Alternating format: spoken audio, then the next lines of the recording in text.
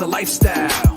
Sports cards and we live now. Jeremy Lee in the building and every guest that you ever needed. Sports cards after hours keep the hobby heated. Updates, hobby talk like you never seen it. Sports cards live and none could ever beat it. Sports cards is a lifestyle. Sports cards and we live now. Welcome to another episode of Sports Cards Live with your host, Jeremy Lee. All right, everybody. Welcome to episode number 232 of Sports Cards Live. It is Saturday night, July the 6th, 2024. My name is Jeremy Lee. I would like to thank everyone who watched and listened to our episode last week with Mike LaCusta, a golf collector and the host of the Fondling Cardboard podcast. Guys, tomorrow night, no PWCC hockey, 4th of July festivities. We will be taking it off, but we will be back the week after. But Monday night, MC Mondays Live. We got back-to-back MC Mondays Lives. Actually, guys, we got the Monday night show and Tuesday for their Michael Jordan only focus auction. That's going to be a ton of fun. Check those out Monday and Tuesday night. And next Saturday here on Sports Cards Live, our guest will be David Marino. He is from Wax Stars, and he is also a hobby, social networking, organizing event extraordinaire. But Dave Marino next Saturday on the show, guys. Filth Bomb Breaks offers live case breaks. They do so with responsibility and integrity. If you enjoy group breaks and you are looking for a company to do your group breaking with, please check out Filth Bomb. They are streaming on Fanatics Live, 4 channels, 7 days per week. And if you would like to add a grail into your collection, make sure to Fund Your Cards. Guys, Fund Your Cards, the hobby's leading consolidator. They will help you finance the purchase of your grail with your own cards. Visit fundyourcards.com and tell them Jay Lee sent you. All right, guys. I want to also shout out hobbynewsdaily.com. Check out Hobby News Daily for tons of great articles, a great collection of writers, a daily podcast, and a great website full of resources. And also Leighton Sheldon, Just Collect. Want to shut him up, but he will not be joining us tonight. He's got some plans for the evening with his son. So there will be no Vintage Spotlight segment this evening.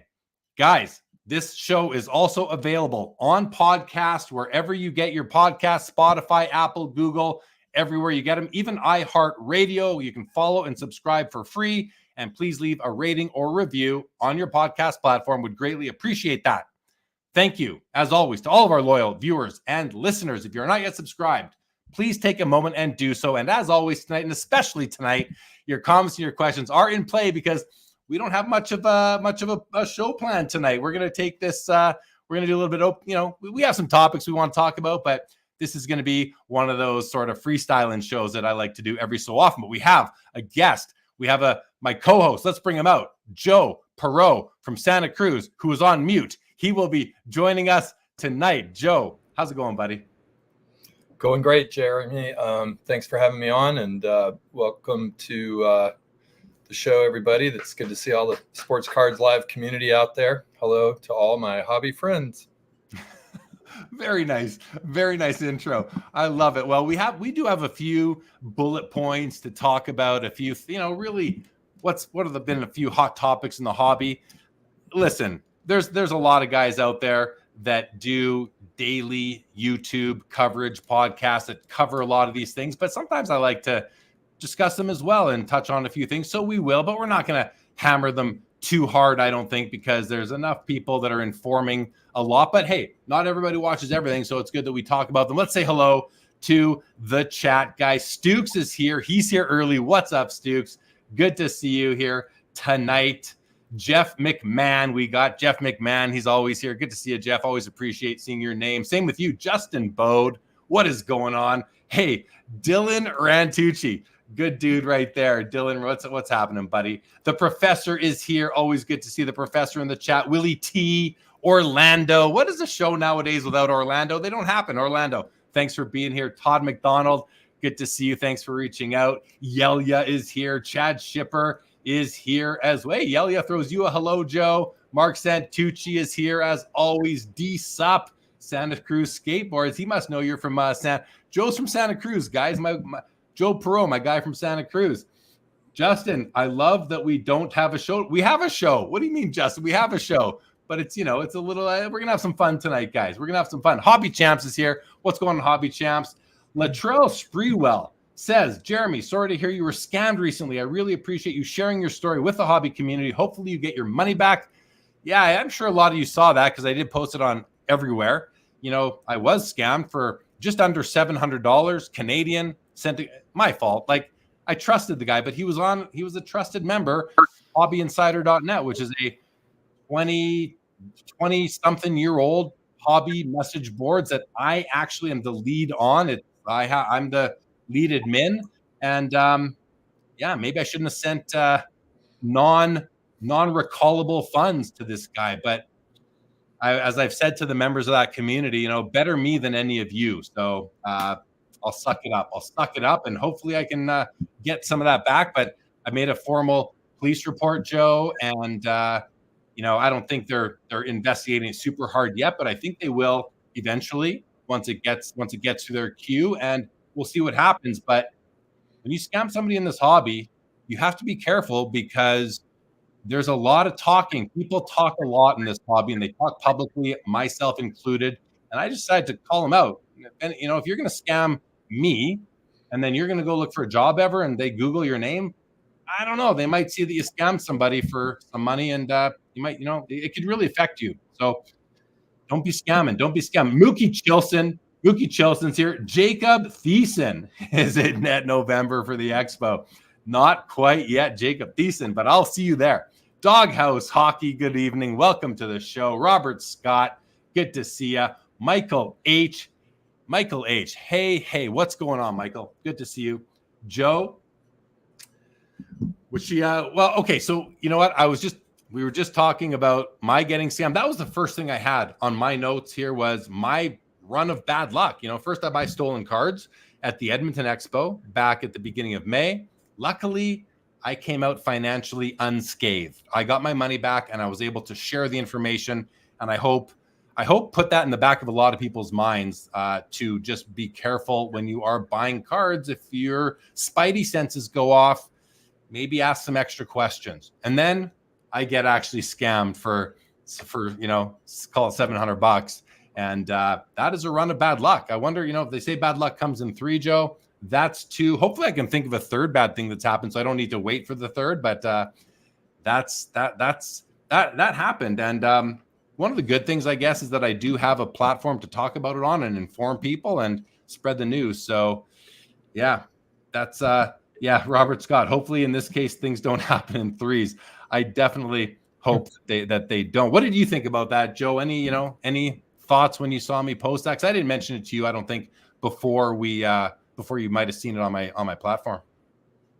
No, I was troubled, and I obviously had heard about the other situation that had already sort of been resolved positively. But I mean, like you said, trusting your intuition. If you've been in this hobby for a while, you've probably had some kind of moment where you may have been taken advantage of. Myself, I know we're going to talk about that Jordan Auto situation later tonight, but I've certainly purchased, cards off eBay, unauthenticated autographs that I've learned later were not real. And it's just, it's so far gone that there isn't a whole lot of recourse other than, the sort of tuition of being wiser for it. And in your case, spreading the information, because the hobby is a small community, and as any community, but especially card collectors, I think they really look out for each other. I think there's a lot of pride, at least traditionally, there's been a lot of pride in people having integrity and looking out for each other. So it was troubling, and hopefully, your story will serve other people moving forward. Yeah, that's definitely my hope with it. A couple comments I see coming on Instagram. Good thing I caught them. For Break Comp Cards, good evening to you. Hockey Collector 34 says, may have missed it, but what's the name of the podcast on Apple? It is called Sports Cards Live. That is the name of this show everywhere, anywhere and everywhere that you can get it. You just mentioned that Jordan autograph, the fake Jordan autograph that was I don't know if it got passed around the hobby a little bit. It ended up with an Instagrammer whose name is M. Jordan Da Goat, M. Jordan D.A. Goat. And this guy reached out to me. And I want to share kind of what happened here as far as I know, because I'm not an expert on Michael Jordan autographs, but I do run in circles with some guys who really are. So let's just share. I received a DM from this Instagram account user holder. I'm not even sure what his real name is, but he messaged me here on Thursday, and he says, "Hey man, after showing this Michael Jordan auto to some other collectors, the card is actually a fake. I shared details in my post, and I'm livid at PSA. If you can share it with others," and he links me to the post. And I wrote back and I said, I would if there was definitive evidence that it's fake. And don't get me wrong, I know that these companies make mistakes, but before I pile on, I need to. I said, but I still have my own standards to meet before I pile on. Good luck with it. I hope they make you whole. So he writes back and he gives me 3 reasons why it's fake. A, the card is actually a base card with a faked autograph, freshly signed with a suspicious J. You can see it when you look at enough legit copies, which I haven't. And even still, like, players' autographs aren't always super consistent. So I'm still not convinced. Then he says, B, the COA sticker was from another autograph and placed vertically as opposed to horizontal, like other legit copies from BAD and BAC serials. I guess those are just the letters with the serial numbers. Well, I could see, we've seen upside down cards inside of a Beckett slab before, so things get turned. So I'm still not really convinced at that point. I'm not saying I don't believe him. I'm just saying that is not good enough evidence for me to make a post and pile onto this issue. Then he says a fake COA letter missing the lot number stamp was included, and he sends me a picture. And so I don't know enough about it. I don't answer back. Then he sends me another message later that day. PSA finally deactivated it. Well, that's great. PSA heard and deactivated it. And I said, are you going to get your money back? He says, I'm working on it. Okay, great. Then I said, do you want to come on the show and talk about it? And he says, I'm kind of an introvert. I don't really want to do that. I said, no worries. I just thought it's pretty interesting to talk about. He goes on to say, yes, PSA deactivating a very rare MJ auto like this is a win for the hobby, which was my goal. It was never monetary. That's cool. Upstanding, he's looking out for the hobby. I think that's a great position to take. I said, yeah, too bad that they messed it up in the first place. And then he says, we got to hold them accountable. The previous owner paid $15,000 plus, which shows in Card Ladder. It's worth nothing now. And I told him to, talk to eBay, the eBay seller in China who sold it to him. So did this fake auto come out of China? Maybe. Anyway, then a couple more back and forths, nothing too crazy. I said, it's sad that someone gets left holding the bag. Then he messaged me yesterday. He says, just a side note, and I think you should put this in your video. I said, okay, so here it is. I'm going to put it in my video. He says, and mention I said it. I reached out to some big influencers in the hobby to share this story, but most didn't respond. And that tells me they are in bed with PSA and get favorable grading treatment. It's sad that hobby positivity sells while the truth about grading is shoved under the carpet. And I just said, okay, I'll share that. I asked him who he sent it to that didn't respond. And he said, I don't want to name people, but you can think of some famous YouTubers with 10,000 plus followers who report on hobby news. I said, got it. And that was the end of it. So, obviously this card was fake. I did talk to some of my Michael Jordan expert friends about it, and they're very, very, certain that it was a fake autograph. And the fact that PSA deactivated it tells you that they realized that they made a mistake and they deactivated it. And I think that's a good thing that they deactivated it there, and they didn't wait too long. They acted. So kudos to PSA for deactivating it. The question has to be asked, why did it get into the PSA slab in the first place? How did that autograph get authentic? First of all, if it's a fake autograph, you'd expect them to spot it because PSA is the most utilized authenticator in the hobby. So you'd expect them to know how to spot the most famous autograph in the hobby if it's fake. And then the other thing is that there were other signs that it was fake, which this gentleman pointed out and others pointed out to me too, and that I talked to, like that cert number, the sticker, the lot number, all these other things that were inconsistent. So how did that pass through in the first place? I don't know the answer to that, but it did. So we got a bunch of comments, Joe. I'm just looking at them again right now. So I want to address those. But Joe, do you have any initial comments before I go to the chat? Oh, just real quick. My question would, the curiosity, and somebody mentioned this in the chat about PSA standing behind. I don't know if autographs are in the same kettle as cards, right? I mean, autographs typically are, opinion based. It's almost impossible, short of a witness or a representative being present, to with 100%. Now, Jordan's autograph, I took a look at it and it looked fake to me. I'm in a Facebook group with, Jordan autographs. And so I see a lot of what comes across, and, there are some pretty defining characteristics that are easy to spot. And there's some people that really know their stuff out there. But I guess my question or curiosity would be, does it necessarily mean that PSA will vouch for the price paid for the card in the same way that they might if, let's say, a PMG got through, which is their business to know if a card's authentic or not, if that makes sense? Yeah, well, so I do have some comments. You started by saying that autographs are maybe in a different kettle than cards. And my initial thought was, okay, it is a different service, but the autograph and the card are in the same slab with that same brand on there being PSA. So, I think that they should offer the same level of security, not the same level of assurance that they do on a card that they do on an autograph, because otherwise, why trust that they can properly authenticate any autograph anyway, unless it's pack pulled? And pack pulled autographs are easy. For me, as a collector, I'm not a huge autograph collector as it is, but to the extent that I am, pack pulled autographs for me, unless it's an in-person autograph that has a really neat story of provenance behind it.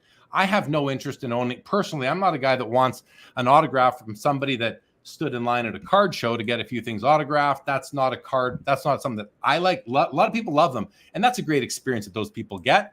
If you're chasing autographs at hotels or red carpets, or that's fun for the guys getting them.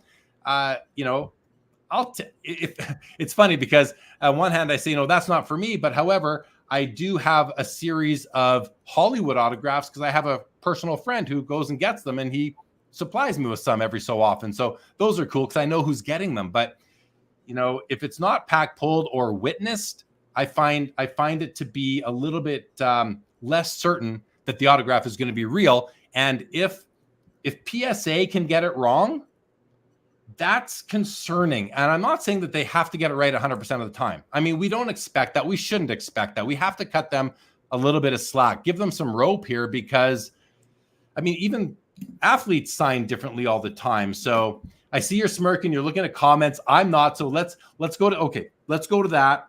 The other thing I saw, we'll get to it actually. I saw a comment from Justin who does say, I love Joe's background. Yeah, no doubt. Break Comp's here on YouTube now. What's going on, Break Comp? Stuke said, I was scammed about 20 years ago, won my case in court, but the guy was smart, could get him served. Could be. Justin says, Joe's background makes me want a red stripe. Yeah. Yelia says, one of the first things I learned when I began transacting in the hobby is the need to be aware of scams and scammers is learning to protect yourself. Just part of the sports cards lifestyle. I'm going to say yes. I'm going to say it is, Yelia. Learning to protect yourself and learning to get a gut feel for things that might be too good to be true is part of the sports cards lifestyle. Yeah, I love that the way you put that. Justin says, this is why PSA has extra value. They stand behind their slabs. So my understanding, and listen, I've utilized that guarantee for a card, and they stood behind it.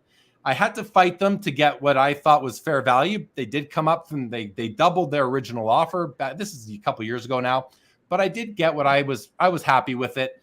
It was still a couple thousand less than what I assessed it at, but hey, I got more out of them. So they do honor their guarantee. But my understanding, and I'm not certain of this, my understanding is that it doesn't apply to autographs, which tells me two things. One, either, they don't have insurance on their authentication of autographs, or they're not confident in their autograph authentication services. I say that because I kind of have to, like it's kind of obvious, but I don't think that they would be doing it if they weren't confident in it. Is their confidence shaken when they incorrectly authenticate a Michael Jordan autograph where there were lots of telltale signs? It almost seems like it was just not handled by someone within PSA who had enough experience with Michael Jordan autographs and that particular card. And, years ago, 15 years ago, I was in, and this was in 2009. I was at the PSA offices and I was in the grading room and I got a tour of their facility, Joe, and I was in their resource library and I was super impressed with all the resources they had to identify cards and authenticate cards. Like they had bookshelves filled with publications and different documents that they use to do their job. That was 15 years ago. Imagine how much bigger that resource library would be now. I'm sure I would hope it's double the size. I don't know for sure, but I would hope it's double the size, or I would expect it to be. So maybe they didn't do their research on this particular card. So, but Jeremy, go ahead. Was it presumed to be a buyback Jordan auto, or was it just a hand signed in person? Do you know if? Because that might be I don't know exactly. Yeah, I'm not like that's where I don't follow the story too well. But there was a lot of talk about it being a no number card, NNO. I think it means no number. I'm sure someone else can fill us in on the details. I don't know what the history of that card was. There were copies of it that were signed and issued, and maybe it was an upper deck authenticated sort of thing. I'm not sure. Sure. Yeah. But to put a bow here on Justin's comment, PSA definitely stands behind their ability to authenticate and grade a sports card. I don't think they stand behind their ability to authenticate an autograph. I'm not even going to say grade, because I think the grading of autographs is a gimmick as far as I'm concerned. Michael H says feels the same way. Triple V says, hey fellas, looks like Joe's might have a more UV protection than all of our slabs combined. No doubt. Jacob Dull is with us. What's up, Jacob? Jeffrey Hart is with us. Stukes wants to know, was it a tampered slab with a fake Jordan autograph? No, it was not, Stukes. It was not. Let's Go Jordan says autos are about the story of getting them. I think so. I mean, so pack pulled autos, I think I think pack pulled autos are really not about the story of getting them, because either you pack pull them or you buy them from a seller who's either pack pulled it or is selling it on behalf of their consignor. So there's really no story there. You're just buying it. But pack pulled autos to me are different. Jeff Hart says, you're correct, Jeremy. They say the guarantee does not apply to autographs. I kind of wonder, and listen, if they're gonna put the card in the same slab as the autograph, which they have to because they're attached to each other, why wouldn't they guarantee the autograph? We talked about this a few minutes ago. Are they not confident in their ability, or is it just that there's too many fake autographs going around and they just say, hey, we're going to draw the line. We'll give our best opinion, whether it's authentic or not. But if it's proven to be not authentic, we're not going to hold the bag. Well, if that's the case, I personally wouldn't buy any. Well, I'm not going to say this definitively. I'd have to think about it, but I'd say I'd be a lot more skeptical about buying any non-pack pulled autograph that's in a PSA slab and that they've authenticated, because if they're not going to guarantee it and they charge a lot for their services, more than their competition, I don't know that I would, all I'll say is that I'll just, you got to be willing to take the risk. If you're willing to take the risk, then fine. But for me, I don't know. I don't collect a lot of in-person autographs. I think I have 4 in my collection. They are all PSA DNA'd, but I know exactly where they came from. So I know they're legit. It's kind of different. I know the provenance, but a lot of people, it's right now, Joe, you recently sold your Larry Doby, your in-person autograph Larry Doby 40, what was it? 48 Bowman. 48 Bowman. I mean, an amazing card. But you didn't see it get signed, but it was authenticated. And I'm, assuming it's real, but I think you just always have to have in the back. And the other thing is, if it can't be disproven, then does it even matter? I mean, it matters, but if you're never going to know the difference, then I mean, short of you being there when the signature happened, it's hard to prove or disprove. There's obviously fakes. There's obviously ones that like, no way did he sign that. But I mean, even Jordan's autograph changed through the years. This one looked to be on I don't know, was it like a 98 SPX or something? So it could have been signed a long time ago, but nonetheless, I mean, there are clear-cut cases, but everything I think in terms of auto, if it's not witnessed, has to be an opinion. What else could it be? It's just an opinion. And there used to be a guy. This guy was young. He, unfortunately passed away from cancer probably 8 years ago. But he was a guy he was a Canadian guy from Montreal. He used to come to the Expo. He was a friend of mine. He came to my booth one time. I remember. He says, "Give me a paper and a pen." I hand him a paper and a pen. He signs Mario Lemieux's autograph and Sidney Crosby's and Wayne Gretzky's autograph. I couldn't tell and he didn't do it slowly. The guy, and I didn't know this guy had that skill, but he did it. And listen, I don't think he ever passed off any as real. Maybe he did. I have no idea. He's dead now, so I'll never find out. But people can do. I was blown away. I mean, I put it right beside a Lemieux, and I'm like, dude, that's crazy.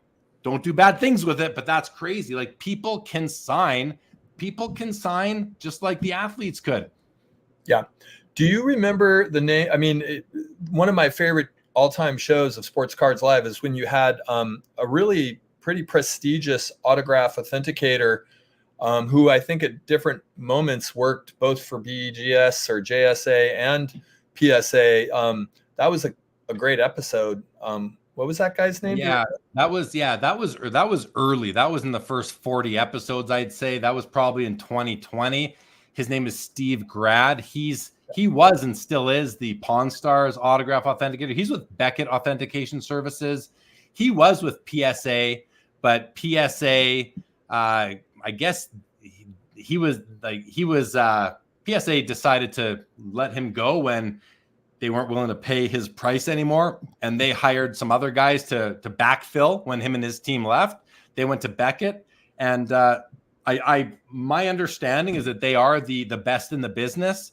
JSA, very well respected as well, and I think PSA at that time, I don't know the names, or they're not recognizable names to me, the guys who authenticate autographs at PSA now, but what I heard at the time was that it was a downgrade from Steve Grad and Brian Sobrero and the guys who were and a guy named Zach who were with PSA for a long time. And before that, I think some of those guys were at JSA as well. But Steve Grad is, I believe, considered to be kind of top of the perch when it comes to autograph authenticators. I'm sure he makes mistakes too. How can these guys not make mistakes when this buddy of mine comes by and signs 3 of the biggest autographs in the hockey hobby, and he does it almost perfectly. So, but yeah, that Steve Grad came on with me way back. You guys, if anyone wants to go back and watch it, it's in the Sports Cards Live on the YouTube channel. You can search for it. So, Jeff Hart goes on to say here, certainly feel that this should change. It would give so much more credibility. I mean, if PSA is more than happy to upcharge and charge for their guarantee, why not just charge more for autographs and utilize a guarantee there? I think that would be very greatly received by the hobby, don't you? I mean, I at least with Beckett. So I've never, I own some PSA DNA autographs that are slabbed, but I've never submitted to PSA. I have submitted to BGS for authentication, and they have different price tiers, I'm assuming, but it so Jordan would cost this, and Curry would cost that. And it is interesting. Like, I got one rejected. I had a Jerry Rice just lying around from like 25 years ago that I got from my local card store, and all that time I thought it was definitely real, and they denied it. And they wrote, prominent in their language was, it is our opinion. So again, even when they're rejecting them, they're qualifying it with, it could still be real. I don't know if it is, but it's interesting. And another quick anecdote I had, it was actually at the first Mint Collective. BGS was there, and I think you might have introduced me to someone that was working with BGS at the time. And I said, hey, could you just take a glance at this Jordan? Because I had a hand-signed Jordan autograph. And he's like, let me get somebody. And he brought a person out real quick. I mean, it was nice of them to do that, because it saved me, I think, $250 at least to get it looked at. And he just looked at it, and 5 seconds, he was just like, nope. Yeah. So, I mean, and yeah, I guess that's neither here nor there in relation to this story, but I do find it to be a part of the hobby that's concerning. There's a parallel with the altered situation. Like, for instance, the Wimby that everybody feels like it should be decertified because, Kurt's acknowledged, or at least Kurt was shouted out, right? But does that necessarily prove anything? Like, what does that amount to? And where is the level or the threshold of certitude where PSA will deactivate something that they've already approved? And clearly there was a process that they went back to the drawing board to decertify it, which is great that they're willing to make that adjustment. But it'd be interesting to hear their process. I'd like to hear how PSA handled that internally. Yeah, so I'll just touch on when they denied your Jerry Rice autograph, and I've heard lots of stories where somebody got an autograph authenticated in person, and then they got an autograph in person, sent it to PSA to get authenticated, and they've denied it because, in their opinion, it's not real. Yet the person saw the actual human who, saw whoever, say Tony Gwynn, autograph the card, and they denied it. In their opinion, it wasn't real. And like, it's a false negative because the guy got it autographed himself. So maybe that's why they're not willing to give a guarantee on them, because as somebody said, Willie T right here said, autographs are probably the easiest things in the hobby to fake. And I think that's probably true. I think it's harder to create a fake card than it is a fake autograph. So all you need is a pen. You don't need printing and cardboard and ink and images and all these things. So I think Willie T makes a good point there. And maybe that's why PSA doesn't, stand behind their autograph authentication. It's an opinion, and saying it's our opinion is such an easy way out. It just absolves them and any authenticator of it very easily. So, and I think that that's fine. I mean, people still want some level of assurance that, or even authenticity, that the card is real, or that the autograph is real, and a level of comfort that that the autograph's authentic. And but I think you have to apply sort of a rate of success to that. Like, what percentage are these authentication companies getting it right? The Beckett authentication, the PSA, the JSAs. What percent of the time are they getting it right overall? And what percent of the time are they getting it right on the big names, the Michael Jordans, the Wayne Gretzkys, the Babe Ruths, the Jackie Robinsons? What percentage of the time are they getting them right? Now, I don't know if anybody knows, but I'm going to put out my gut feel. I'm going to say, I'm pulling these numbers out of the air, guys. Curious what everyone else thinks. Overall, I'm going to guess that all the companies combined, I'm not going to just pick on PSA because it was their Michael Jordan slab that they decertified. I'm going to say that it's about, like, I want to say 90, but I think that's too high. I'm going to say 85% of the time they get it right. And on the big names, I'm going to say less, because I think there's more fakes out there. I'm going to say more like 70% of the time they get it right on those big names, because there's so much more incentive to fake those big names by bad actors. The other thing, we were talking about sort of what's the evidence that we need in order to call something out, whether it's a fake auto. Like, we didn't, like, this auto might not have been fake. It was, but it wasn't. There seems to be, outside of guys like Danny Black, who runs Hobby News Daily, and Darren Ravel from Collect, who's, a professional journalist. Outside of these professional journalists, the level of evidence, the level of reliable evidence that is required by people who report the news in this hobby before they're willing to throw somebody under the bus is, I want to say very low, but I'm going to say it's low. They don't seem to need real hard evidence before they're willing to call someone's integrity into question. And I'm not saying all reporters on the hobby news and people that call out bad actors do that, but I think there could be a lesson to be learned from someone like Darren Ravel, who does. And I mean, I've even been contacted by Darren in the past on something. I couldn't help him, but I was contacted to say, hey, do you know anything about this? And not that I'm a great source, but I'm just saying that a good journalist is going to do their due diligence before they ruin somebody's business or reputation. And the level of evidence that is needed by many in this hobby who do these things doesn't seem to be high enough to me. Just my thoughts on that. Yeah. Can I make one quick comment?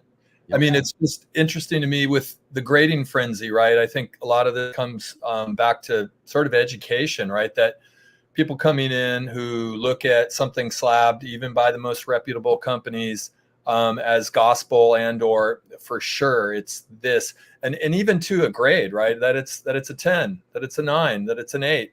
But now here, with autographs too, it's just like you said, all of this is to some degree, and I'm not someone that's like grading's a scam. I don't believe that. I think it just has to be understood within the context of human beings using, to the best of their knowledge, their experience with particular, cards, with particular autographs.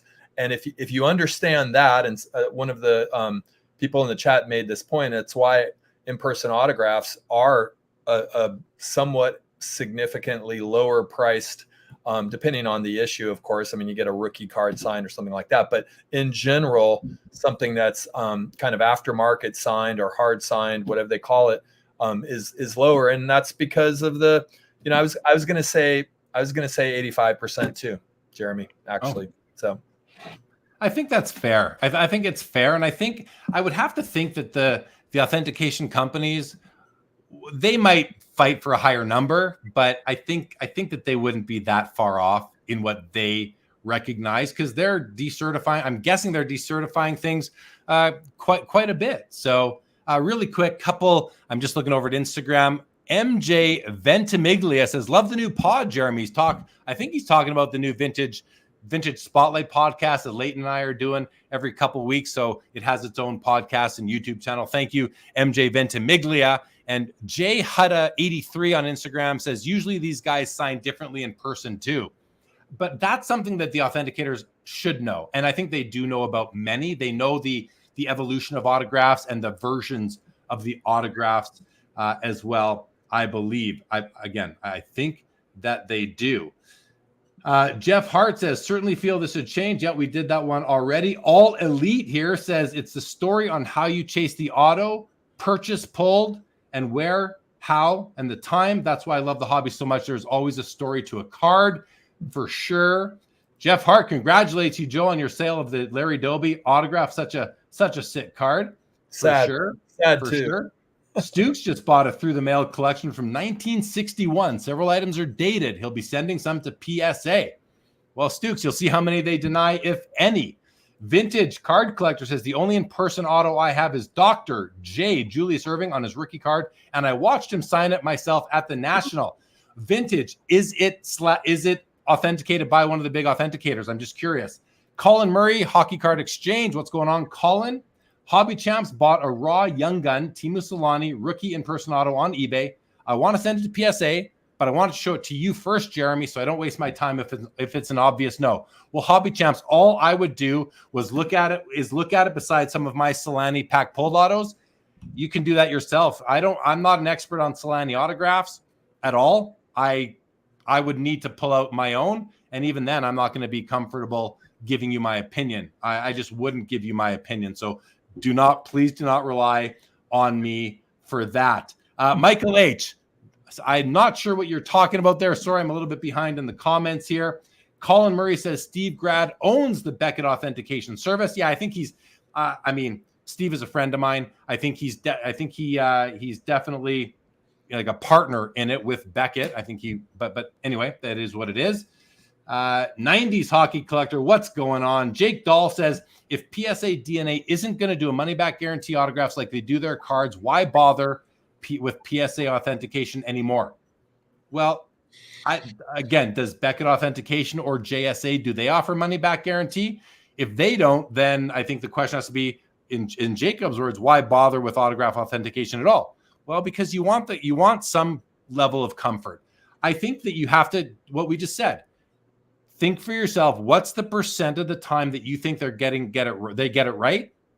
And that's it. Like, go with it. If you are going to get 100 autographs authenticated by any of these authentication companies, you have to assume that maybe 85 of them are good and 15 are bad, but not that they're going to authenticate them all anyway. Stuke says Kirby Puckett had a ghost signer that was authenticated by PSA before someone told PSA which autograph was the ghost signers. Well, good. They're learning, and I don't think we can expect much more than that. But if you don't have exemplars, or if you do, but it's not a complete library of that athlete's exemplars, maybe you shouldn't be authenticating. Maybe you're not denying it's real. You should just say we don't have the experience to do it. Is what I would think. Let's go. Jordan said PSA told me their opinion on auto was fake that I got in person. Well, that's going to be, we talk about when they say it's real when it isn't. That's the false positive. You got the false negatives here, which I've heard lots of cases of that, and I can't explain it. They just don't know. They just don't know, especially when you get it in person, and that's why pack pulled autos only for me. Unless I let me rephrase. Pack pulled autos for me are the only ones that I would ever bother, authenticating personally. No, I can't say that. I can't say that completely because I said it earlier as well, unless I know myself, unless I got it. But then the only reason I would authenticate it is if I wanted to add value to it. I guess that's how you could have had Dr. J sign a napkin there at the National. Wasn't it the National that you saw Dr. J? Yeah. I just wanted to pick with him. I never ask these guys for autographs. I prefer a picture with them. I'm not a big autograph guy. Autographs aren't that big of a deal. Autographs don't do it for me so much. I like it. Don't get me wrong. I love a nice autograph on a nice card. Yeah. But give me the option. I'd rather a nice patch card over a nice autograph card. And I know I'm in the minority here. I know I am. So. Dylan Rantucci says in-person autos are way cheaper due to this problem. People love upper deck panini tops, etc. The guarantee, yeah. Again, as far as autos go, pack pulled. Mark Santucci, does PSA have problems? You show a photo of you getting an autograph from a player and they shut you down. Do they have problems? I don't understand the problems part, Mark, but I think if you were to include in your submission a picture of the player signing the item, I think that would give them more comfort, right? But they might. How do they get comfortable that the card or the item that you're sending with that picture is the same one in the picture? You'd need a way to. You have to do some kind of mark on it to really be certain. Otherwise, there's a million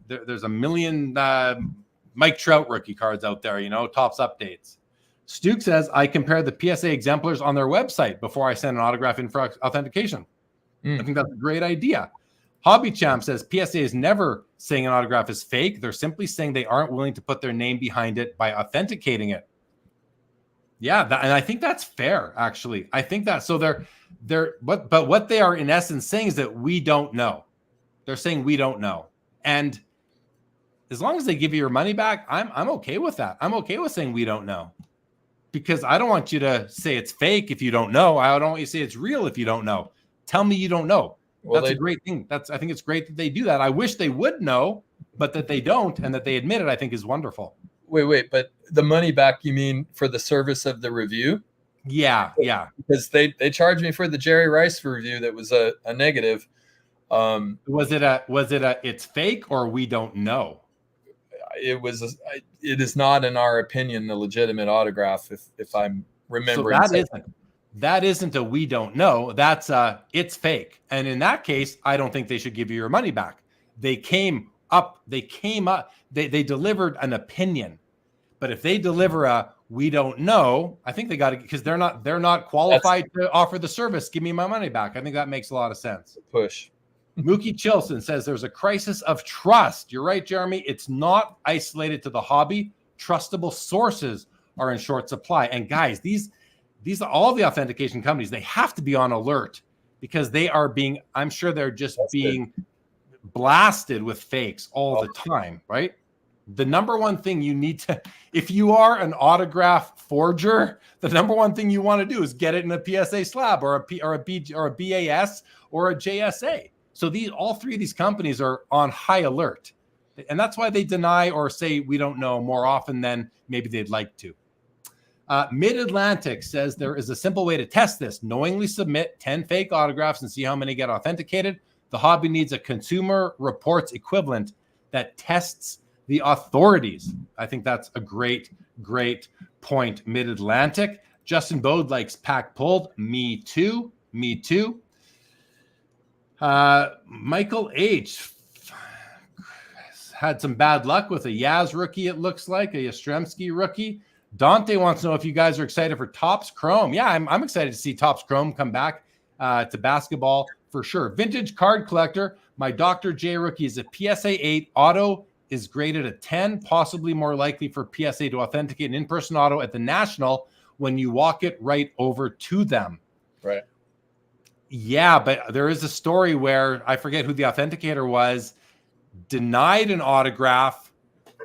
No, they passed an autograph of some C-level signer this is years ago, like 7 years ago at a card show. The guy was there signing.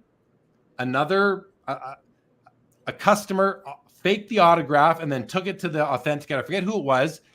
And they passed it because the autograph guy who was signing was right there. They tested it and they passed. The authenticator failed. So vintage card collector makes a great point. Possibly more likely. But if you ever get like you get a Brady at a show, well, what a great opportunity now for the forgers to, he's right there. I just got him to sign them. I think one thing you would want is like, show me your receipt maybe. But even then I could go pay for one and submit a different one or whatever, Maybe I'll ask the chat this too. What do you guys think will happen with this PSA DNA certified auto Jordan that was decertified? Do you think your friend that's, what is it, DeGoat Jordan or M. Jordan DeGoat? Yeah. Do you think he'll get some compensation or do you think it'll just go the way of, I don't know. I mean, I do not think that PSA, like out of the kindness of their heart, are going to give him any money because they don't guarantee it. I don't think they'll do it. That just opens up a floodgate. That opens up a big can of worms for them if they're going to give one guy money outside of a guarantee, but not others who they might not have given in the past. So I don't think they're going to do that. Is he going to have recourse from the person that he bought it from? I have no idea. No, he's probably going to get left holding the bag unless, this is obviously making its way through the hobby. So is PSA going to do it as a goodwill gesture? Again, I think it opens up a can of worms. So I'm just not sure. The professor here says, Dan the Card Man has said on his channel that he grades his soccer PC with CGC because he feels they have the strongest guarantee.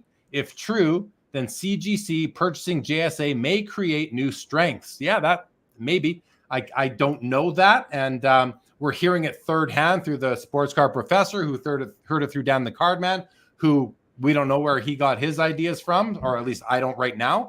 So you have to take this comment with a grain of salt. Bobby says, no 100% guarantees on unopened wax or autographs. I think he's talking about PSA right there. Mookie Chilson says, JSA told me my Roy Campanella was a clubhouse / secretarial autograph, not Roy's. And he appreciates the detail. Yeah, I mean, there's lots of secretarial autographs, clubhouse autographs out there. Jeff Hart says, the current problem with PSA is that they are delivering questionable tags versus we don't know. So they can charge the fee. I feel this is the case a majority of the time when even it's they don't know. Yeah, I guess they got the card. They did go through their process. They do want to keep the money. I get that. Dante says, you guys should make a video where you submit fake autographs and see how many get approved by PSA. Yeah, I'll tell you, Dante, that's not going to be something I'm going to do, but I'm sure you can find somebody who will do that. I'm just not in the autograph forging business for fun or for real. So I'm not going to do it, Dante, but maybe somebody else would like to do that experiment.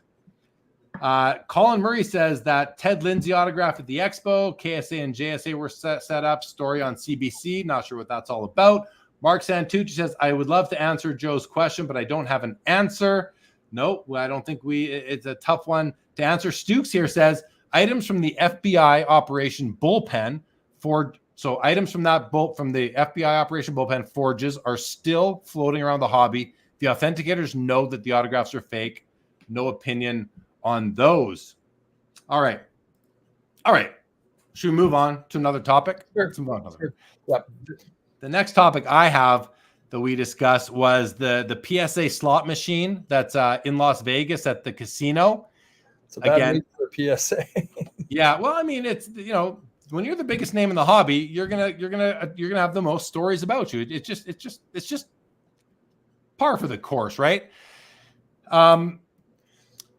So I've seen lots of videos about this slot machine, and one of the big things that people are talking about is it's apparently not owned by PSA, but it sure looks like it is. It's Pokemon. It's got a fake Charizard on the side of it, or a decertified slab Charizard. I think it was a counterfeit that is on the side. Why one of these companies, either PSA on approving this use of their brand or the company that put it up there, wouldn't at least black out the serial number or check it themselves?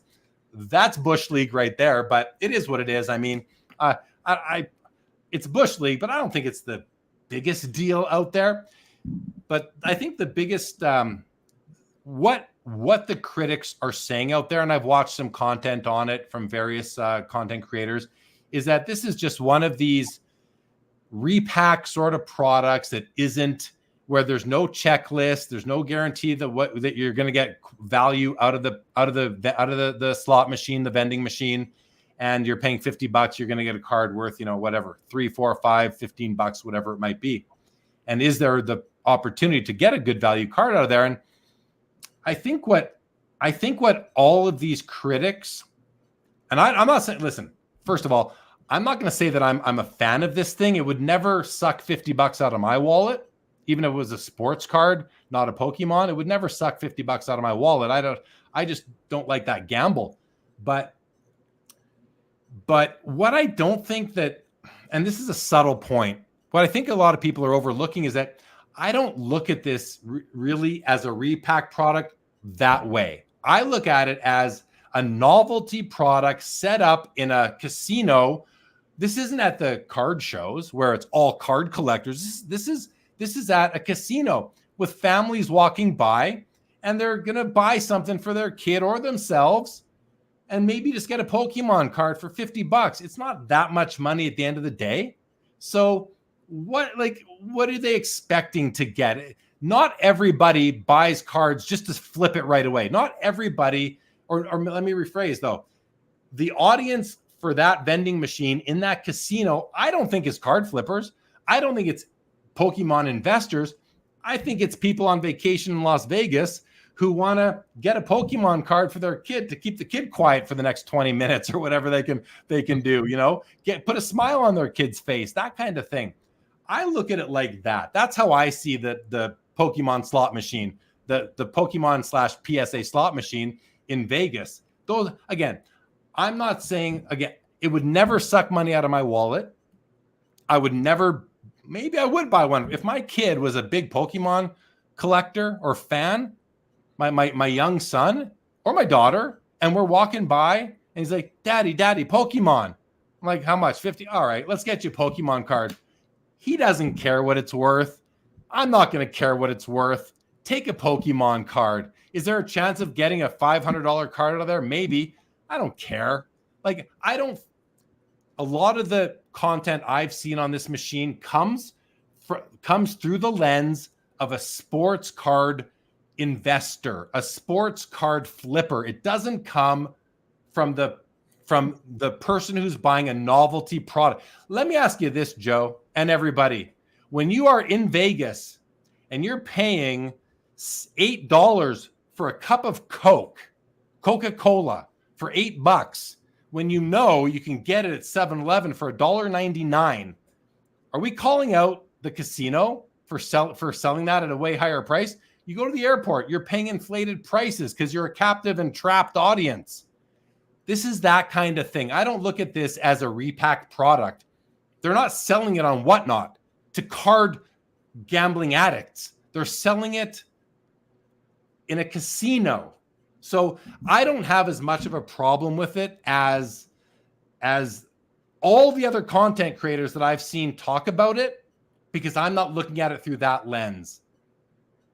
But again, and I think it's important to underscore, I'm also not buying one of those for myself ever. My kid wants one, fine, $50, whatever. But that's it. I don't think it's as egregious as I've seen people say. Now, all that said, PSA, I think they're kicking themselves like, how did we let this happen? It's a terrible look for us. We're getting hammered here online. Do they care? Maybe a little bit. They have come out with a statement that they're going to talk to this company and they're going to talk about the use of their brand. But that was a pretty crazy that company got away with, because it does look like it's a PSA machine. It's big and bold, and over here, we're over here, PSA's over here, versus the name of the company, I don't even know what they're called, that actually did that. So Joe, I've been going on for a while. What are you thinking?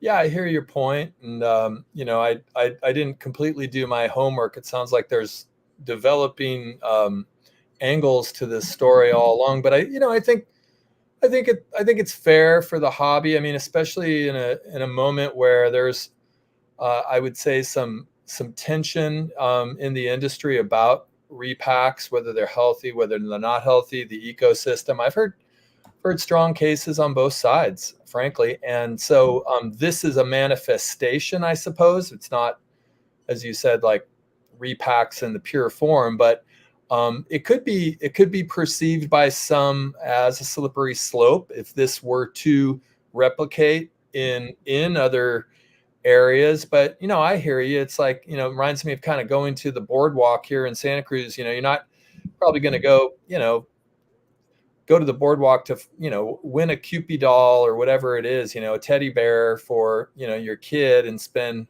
$50 trying to get a coin into the whatever. It's like there's an experience involved there. There's a context, as you're accurately reflecting. But that said, it is an interesting story. It could be an interesting story in terms of the issues it provokes us to consider at this juncture of the hobby, which for me is, again, the dichotomy between maybe something that we might consider hobby, collectors that really are thinking about the curation of their PC and how they're going about putting, a collection together, versus, just straight up gambling. So the fact that it's in Vegas, that's an important detail, right? The fact that there is a movement or a migration amongst breakers to join the repack crowd or to become repackers. And is that necessarily bad when Panini's leaving people with 20-30% ROI oftentimes with the current level of boxes? Like there's a lot of angles to this that I think I don't really care about the issue, at least from what I've heard about it. I mean, it's kind of humorous in some ways, but I do think it invites us to have some dialogue about some important issues in the hobby.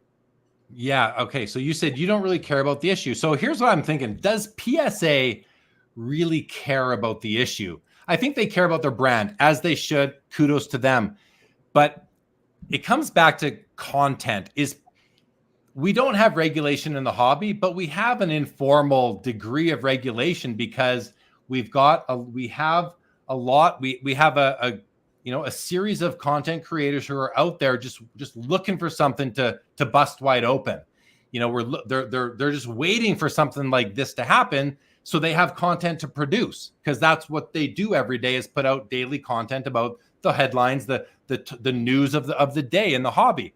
And I guess the question I'm asking is, should PSA run their business in fear of that group of content creators? Should they run their business in fear of these guys, or should they run their business and just think that, we're so big that it doesn't matter what is said by a few channels on YouTube or wherever, Reddit or Blowout, or should we just run our business and collect money hand over fist? I don't think they should run their business in fear, of content creators, but I think they should run their business. I think it does provide a filter for them to look through before they make decisions. And they have to ask themselves, how would our biggest critics look at us if we did this? What are they going to say? Don't fear them, but it does provide them with that filter. And I think, more than ever, because there's I don't know how many, but there's, say, a dozen, maybe more YouTube channels out there that they all report on this stuff, and they all watch each other, and they often report on the same things, which is, they don't all have the same audiences. One thing I don't like is when I see one guy, I talked about it first, or why are they all talking about? Well, they don't all have the same audiences, so they can all talk about these things. They're getting the word out, which I think is great. But again, it comes back to, should PSA run in fear of them, or should they just use that as, that third eye on things? And I think that's a good process for them to go through. I think that's a good strategy, or a good approach. Here, for those who haven't seen, guys, here I just did a quick little search here of the machine that we're talking about. So here's a bunch of pictures of it in Las Vegas, and here's one that I just found. Can I make this bigger? I want to open image in new tab. Let's see if that works. Can't really make it much bigger, but tell me that's like that to me is a PSA slot machine or vending machine. It's like, look, the PSA label, the PSA branding is it's half the size of the vending machine. So the fact that people might think it's PSA selling its own repack product, I think that's a very reasonable assumption to make, or even conclusion. We can't see the side, but on this side of the machine is the decertified Charizard PSA 10. So, yeah. And again, this right now is in Vegas. Could they put one in a sporting event? I think they could. I think that would be fine too. But if they start putting them in card shows, then I see it more as that repack thing. But I don't have a real issue with repacks, because it becomes a brand new product. A repack it's like, let me rephrase. I don't have an issue with a well done repack product. A repack product that is transparent, where you know what you might get out of it. You might know that if you're going to spend $500 on a pack of a repack product for, say, $500, and you know that the lowest value you can get is $50, and there's a 40% chance you're going to get a $50 card, and the highest value you can get is, say, $2,000 or $3,000 or $5,000, and you have a 5% or a 10 or a 15% chance of getting that. If it's transparent, I don't have a problem at all with it.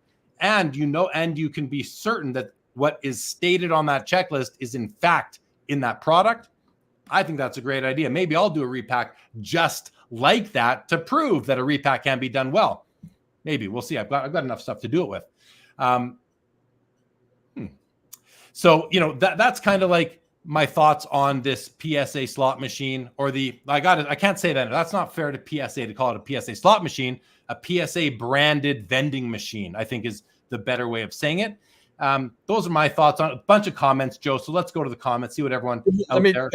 can I just say what it's not that I don't care about it. It's just, I guess, along with what you were saying, it's just nothing I would ever be compelled to use, nor anyone I know, frankly, would be throwing their $50 in there. That said, it is important in so much as if that is an entry point for some people who otherwise might go on to a lifelong, experience of being a collector. It would set an unfortunate thing if they, get burned by a slot machine, and that's their one and done experience with the hobby. So I care about it. It's just, I don't find it all that relevant. And I actually kind of find it slightly humorous in so much as PSA being this big monolith, kind of being involved in something that's, an off strip machine in some, casino somewhere. Second rate casino. Yeah. It's probably not doing their brand a lot of good, but so what? Like, so what if it's off strip, like live and learn. It's fun for us to talk, for content creators to make fun of it, that it's not even on the strip and this hotel's not even on the strip, but whatever. I mean, you could go put it in Grand Forks, North Dakota at the Holiday Inn too. And who cares? Welcome to the show, Jeremy. Foul 5 ball. Mookie Chilson says people should spend their money more responsibly at the craps table. Yeah, I mean, that's a thing. Like, it's $50. You're in Vegas. It's a great strategy for whoever owns that machine to be in Vegas for sure. Hobby Champ says that's a very intelligent take on the vending machine, Jeremy. How dare you use logic and reason to form an opinion in this hobby? Thank you, Hobby Champs. Justin Boat says Vegas is too expensive now to begin with. They do need to change their branding on the machine. Stuke says, so it's a vending machine that sells PSA cards, free advertising. Yep. Jeff's card journey says, I'm thinking that machine is not spitting out a 1920s Babe Ruth ice cream card. No, unless there is a machine that says, that gives you a list of what's in there, and great cards are in there. That's possible. Orlando's having fun here tonight. Good stuff, Orlando. Michael H. Hold on. Says, withholding my complete thoughts, but he's onto it. Without saying too much, the hobby was in a much better state before the scammers jumped in. Hobby's always had scammers, though, Michael H., but I think I know what you mean. More scammers now. Why? More money. It's natural. And like was said earlier, being able to sniff out some of these things and just, having that buyer beware attitude is part of the sports card lifestyle, guys. Sanderson to Orr, my friend Eric says, my biggest concern was the misrepresentation of the machine. Customers were made to believe this was a PSA product, giving them false customer confidence. If the company's name was on it, I don't care. Yeah, that makes sense to me. However, how many people really walking through a off-strip hotel in Vegas know what PSA is? Seriously. How many really know what PSA is? I don't know, 10%, maybe 20 at most. So, I hear that, but I certainly, now that said, that what I just said shouldn't matter. The fact that because I agree, it's misrepresentation, Eric. I completely see it as that as well. And I think that the company behind this machine, again, I don't know what they're called, something Stone or Rock, I think I saw. I don't know the exact name, whatever it is. I saw, because I did look it up. I just forget the owner's name, the guy behind it, the CEO. I think his first name is Justin. I did go check out his LinkedIn at some point. But in any event, yeah, I mean, if I'm PSA, I'm giving them a slap on the wrist, or I'm severing ties with them altogether. I'm finding a different vending machine partner, and I'm moving forward because they effed them. They effed them here. They really did. A different vending machine partner, or just maybe no vending machines. Who knows? Or maybe no, but the vending machine, business-wise, it's a good idea. Yep. It's a great idea. Put them in baseball stadiums, football stadiums, hockey, basketball. Put them in amusement parks. Put them in movie theaters. Yeah. Put them where people are. Do you remember it was the Mint actually that had the crane thing where I think it was free. You got one shot or something, you got a ticket and you could pull something out. So everything was there. And again, since it was free, nobody could lose. But yeah, I mean, I think that's why it is reasonable for us to be discussing this, because I sort of see the hobby pushing the boundaries as far as it can go with regards to gambling And I think that's one of the concerns that a lot of people have, is that they're going to push it so far that at some point the government's going to come in and say, hey, wait, we need to regulate this. And that could change things drastically. People, I've heard a lot of people say that, regulation's coming and, we want regulation, like regulation, the hobby with regulation, people don't like the hobby since like flippers and investors have supposedly come in. I say supposedly because you've had flippers investors from the beginning of time. Well, at least from the 70s, let's say. Regulation will ruin this hobby. I think regulation will make it not fun for most people because the cost of production is going to go through the roof for the people doing. You won't. I don't know. I just don't think I don't think we want it. I think the better approach is to do business with people, entities that you trust. I know people are shaking their heads saying, but Jeremy, we don't trust any of these companies. Well, yeah, I hear that too. Speak with your wallet, I think, is the best advice there. I got to think that through a bit more. But Mookie Chilson says PSA is a private company that has to better consider public opinion on stories like this. The scrutiny comes with the territory. Yeah, it definitely comes with the territory. I think they do have to consider public opinion. But again, they are a money machine. They're just a money machine. They can't take your money fast enough, guys. They cannot take your money fast enough. So, and don't forget, they're a private company, and the CEO of the parent company Collectors is Nat Turner, and he answers to his board. He answers to his investors. This isn't a 100% company owned by Nat Turner, is my understanding. I believe he's got partners. That's my understanding. Powerful partners. And they don't invest money out. They're not just giving him their money to go buy a sports card grading company because they want to have some fun. No, they want a return on their investment. They want a big return. And so all they care about, I believe, if you're watching, sorry, but I think all you care about is money. I don't think you really care about the products as much. I think you just want to get a return on your investment. And because that's what investors do. That's how they get to be, centimillionaires and billionaires. So the other thing here, to Mookie's comment is, if they were a public company, it's now it's all about the money. I like that they're a private company, not a public company, and I also like that they can be more nimble and they can make decisions quicker because they're not public. Jeff's card journey says, I can't lie, at 2 a.m. in Vegas with a couple bucks left, I'd be feeding that machine. Hit me a Mickey Mantle, right? No doubt. Mookie says SlabBot 9000 just cuts out the human repacker. Rise of the machines. Rise of the machines. Yes, sir. Hobby Champ says, my only issue with repacks is they should always be completely sold out before they're opened. Hobby Champs nails it. He nails it, guys. He nails it with that comment. That is the only way. So I alluded earlier, I'd like to do a repack product. I've thought about it, guys. I'm going to let the cat out of the bag. I've thought about it. I've been thinking about it for months. And then they just get hammered and hammered and hammered. So I know that if Jeremy Lee from Sports Cards Live was about to launch a repack product, I know that I'd just be scrutinized. And even though I would do it with 100% integrity and honesty and transparency, somebody would find a way to try to knock me down, because that's what people in this hobby do. That's what some people in this hobby do.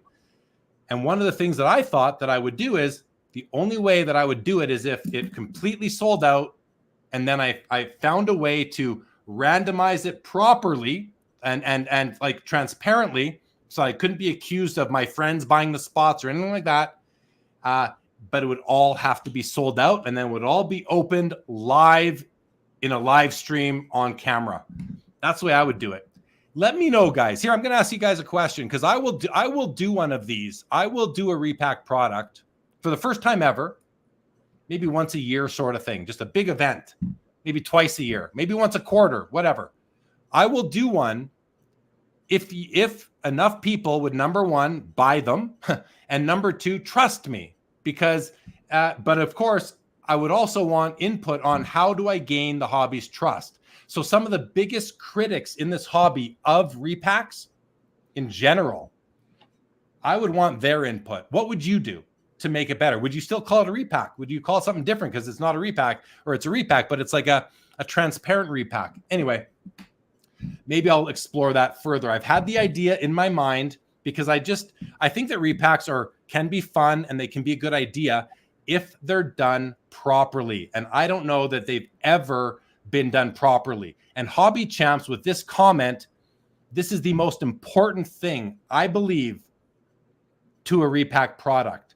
Well, there's that and the known checklist and completely sold out before opened. Hobby Champs, you are onto it, buddy. You are onto it, guys. Follow Hobby Champs on X if you are not yet.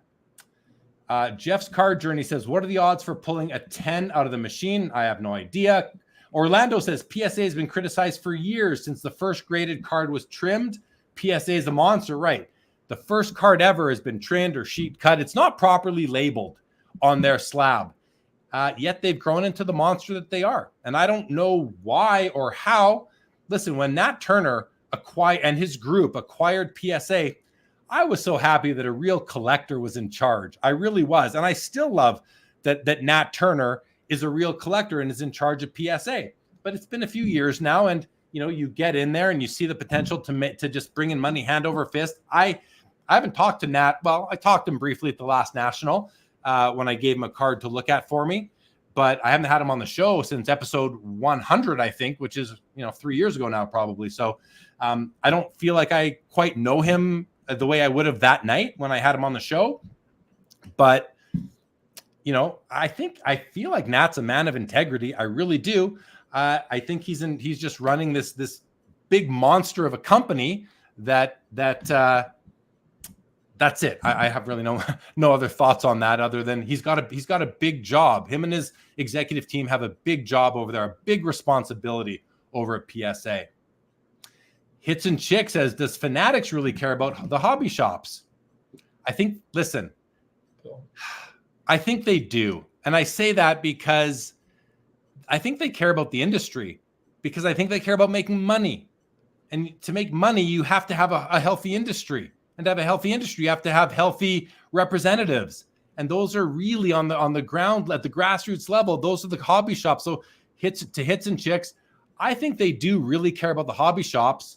But I don't think they care. I don't think that they, I think they care about them, but I think they care about the shops. I think they, the nuance in what I'm saying is that,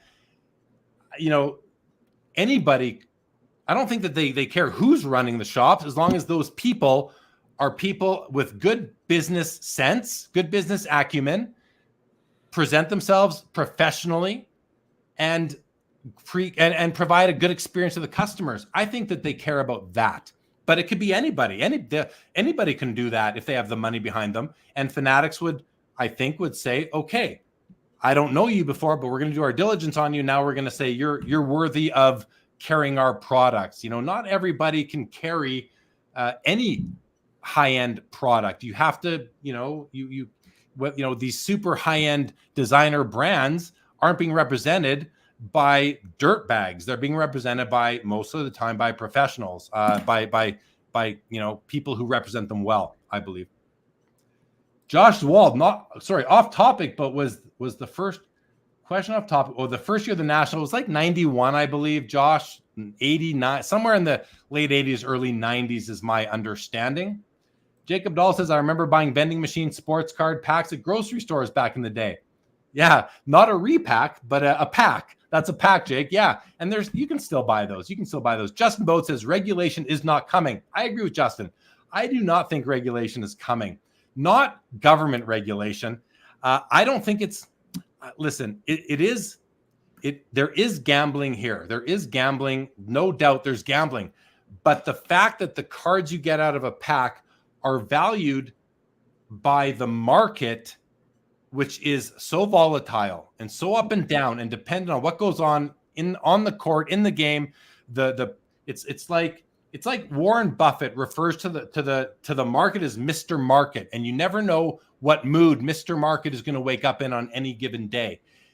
That there's an element of that in the hobby. We never know what's going to happen what's going to be the hot trend of the day, the month, the week, the year.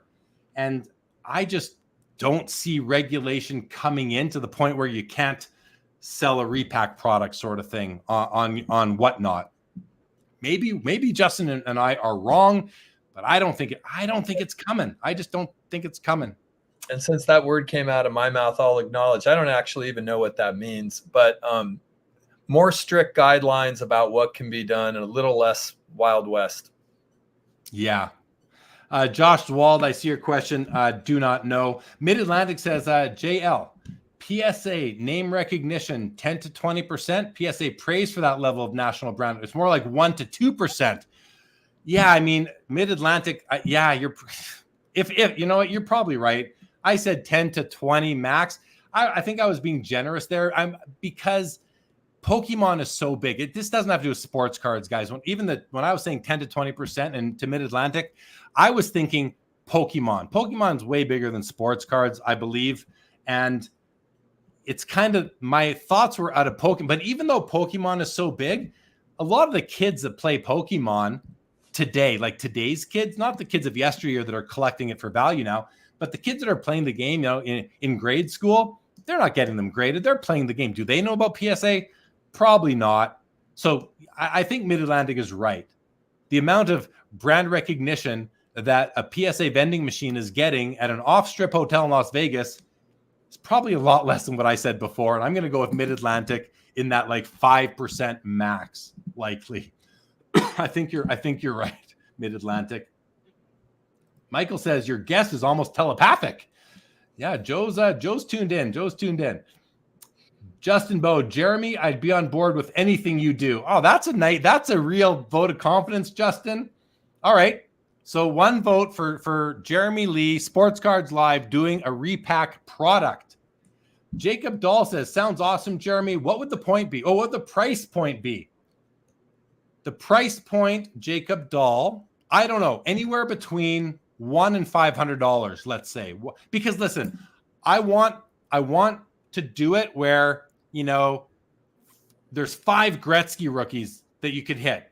Like, let's say I did a repack product that had 60 packs. That's it. A limited run, 60 packs total. Listen, I don't know if they're going to sell, so I don't want to sell them, hold money, wait till they all sell. Like 200 packs, too much for me. I'm not a known entity in that space. But if I were to do this a few times a year and do an episode out, bring everyone who buys a spot can come on to the live stream and watch their pack get opened, and that would be fun for me. I think it'd be fun, but it would have to be where there's good cards coming. Like there's going to be some duds. Let's say we do $500 a pack. Several people are going to get a $50 card out of there, right? That's not going to be fun. Let me at least give you an experience of coming on the show, and we're gonna like say, oh, you got a dog pack, Joe. Sorry, dude. But 3 guys got Gretzky rookies, and it would probably be hockey guys, by the way, because that's what I enjoy the most. Chris Perkins says, everybody already trusts you because of your place in the hobby.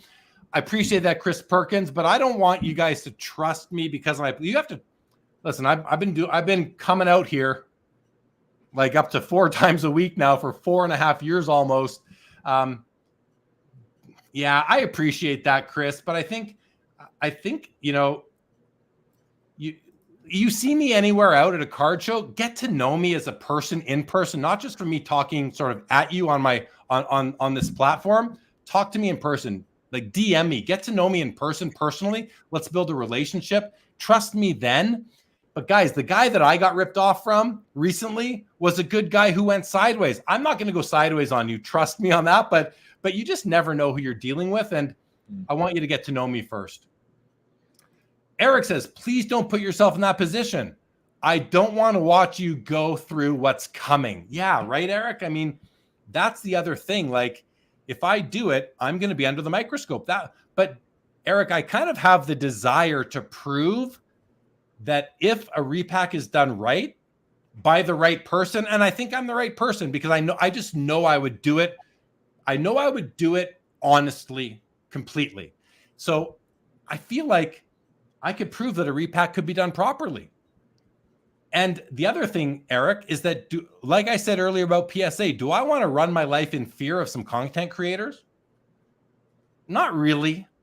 Not really. I'm not gonna let them live rent free in my head and tell me what to do with my life, my platform, my business. Like, no, I'm not going to I'm not going to give them that power, Eric. And if I do it right, and if I do it authentically, honestly, transparently, then what can they really say?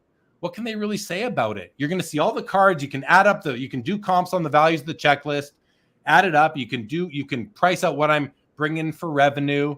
You can see that I'm probably going to, if I do it, the overall charge has to be more than what the cards are worth, because I got to cover shipping, some packaging, taxation, all these things have to be considered, right? So, but if you're transparent about it, I think it can be done. It can be fun. And I could get a lot of good content out of it. I think that could be fun. Joe, I'm anything you want to just jump in with? Well, repacks are the last thing on my mind as a collector, but is it common, or has repacking hit vintage? Because when you're talking about like Gretzky rookie card, I mean, I don't even collect hockey, but that gets my attention a little more than, the latest, prospect card from whatever, Yeah. So the other thing, and I thought about this when I was thinking about it, the other thing that is that every card that was in the product would get somewhat of like my personal, like, this is a card that I'd want to have, like it wouldn't be like, there'd be no Ja Morant's in there, and I am not picking on Ja. I mean, if he's rehabilitated from his issues, great. It's not, it's not going to be a bunch of junk. You're not going to get a $10 base card sort of thing. At the worst, you'd get a $50 young gun of a player who still is playing, might still win a Stanley Cup or whatever. I don't know exactly, but I'll tell you one thing, the checklist would be provided. So yeah. Dylan Rantucci says, what price range? Again, like in that $100 to $500 range, Dylan, it would have to be kind of worth my time to do it. It would be a way to get some cards out there, to make some content, to have some fun. I'm not going to the repack business. I'm not thinking of that. But if I were to do one, again, anywhere from one every 3 to 12 months, it would be fun. I think it'd be fun. Hobby Champ says, personally, I have no issue with transparent repack by you, Jeremy, but you will receive hate for sure. But as long as you're thick-skinned about it, you'll have a ton of support as well. I wonder.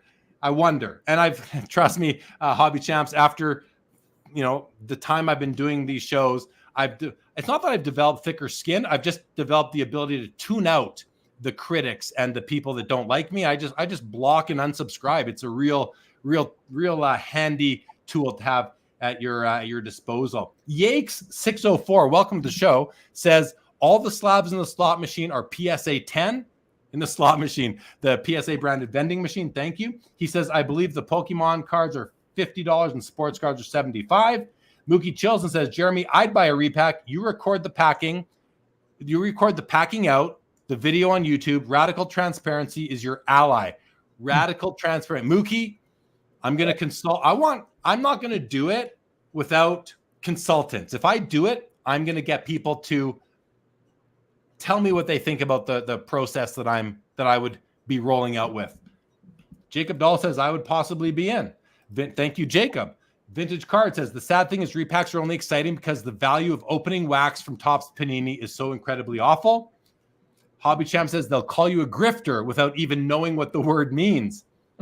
Again, whatever, that's fine. I can handle that. Michael H says, have you heard of CIA auctions? I just saw something about it earlier. I have, Michael H. That is collector investor auctions. And CIA, not only have I heard of it, Michael H., but the founder and his good friend, Chris Sewell of Collector Investor Dealer, are coming on the show with me 2 Saturdays from now. And we're going to talk about CIA auctions.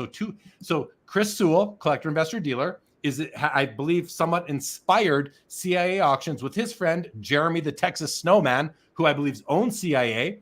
And Chris is his buddy. And I think he's kind of helping him get the word out on Chris's large YouTube channel. Chris is like one of the most trustworthy guys out there, I believe, at least at first glance. Like when you see him, if you know him, you realize that he's just the same way he is on there. So he's a trustworthy guy. But yes, Michael H., I've heard of them, and they will be on the show 2 Saturdays from now. Justin Both says, Jeremy's Sunday show is special for us hockey guys. He would do it right. I appreciate that, Justin, so much, man. Thank you. Thank you. Robert Scott says, do it twice a year, 2 or 3 weeks before Expo. Thank you, Robert Scott, for the suggestion. I appreciate it. I'll definitely consider it. Mark Santucci, Joe, I've seen a store repacks going for $10. I don't know what they go for on YouTube, but yeah. So, you see mystery packs at card shows all the time, $10, $20.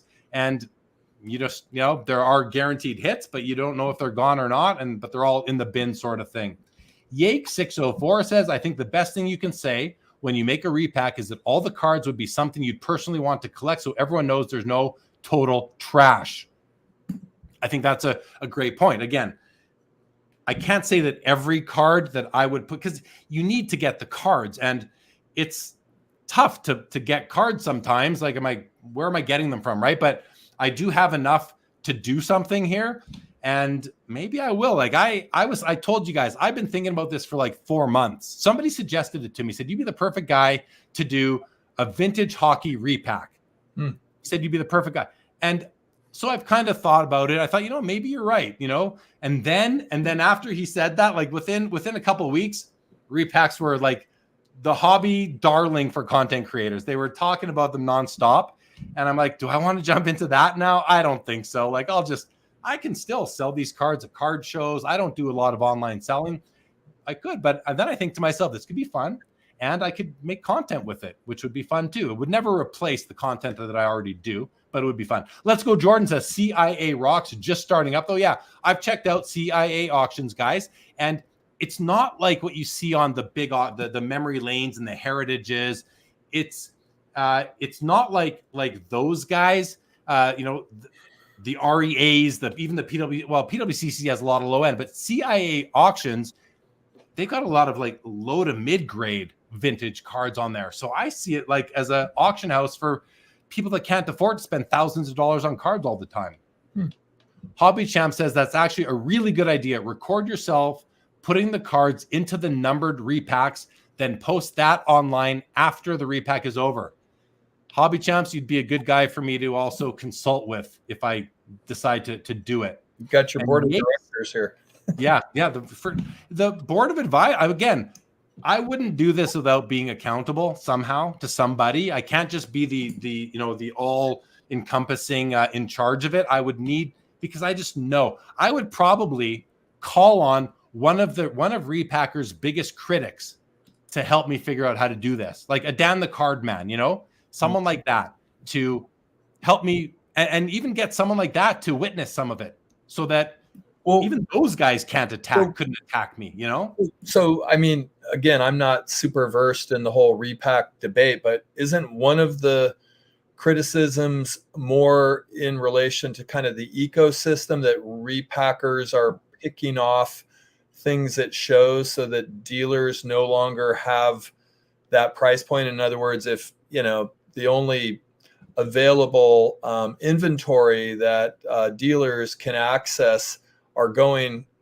to repackers at 100%, it sort of puts dealers in a position of not really accessing inventory because the repackers are grabbing them all. I'm not saying you would do that, but I guess if we were going to extrapolate, or at least that's one angle of it. I'm sure there's many other angles, the legitimacy of the hits and, value and all of that. But maybe there's a larger philosophical question about repacking in a general sense.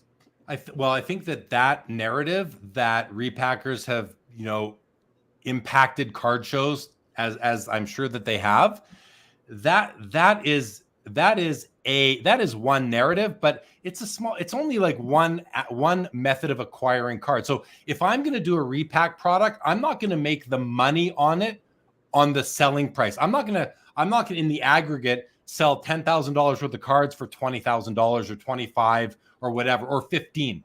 I'm not going to make the money by selling the cards in the aggregate for more than they're worth.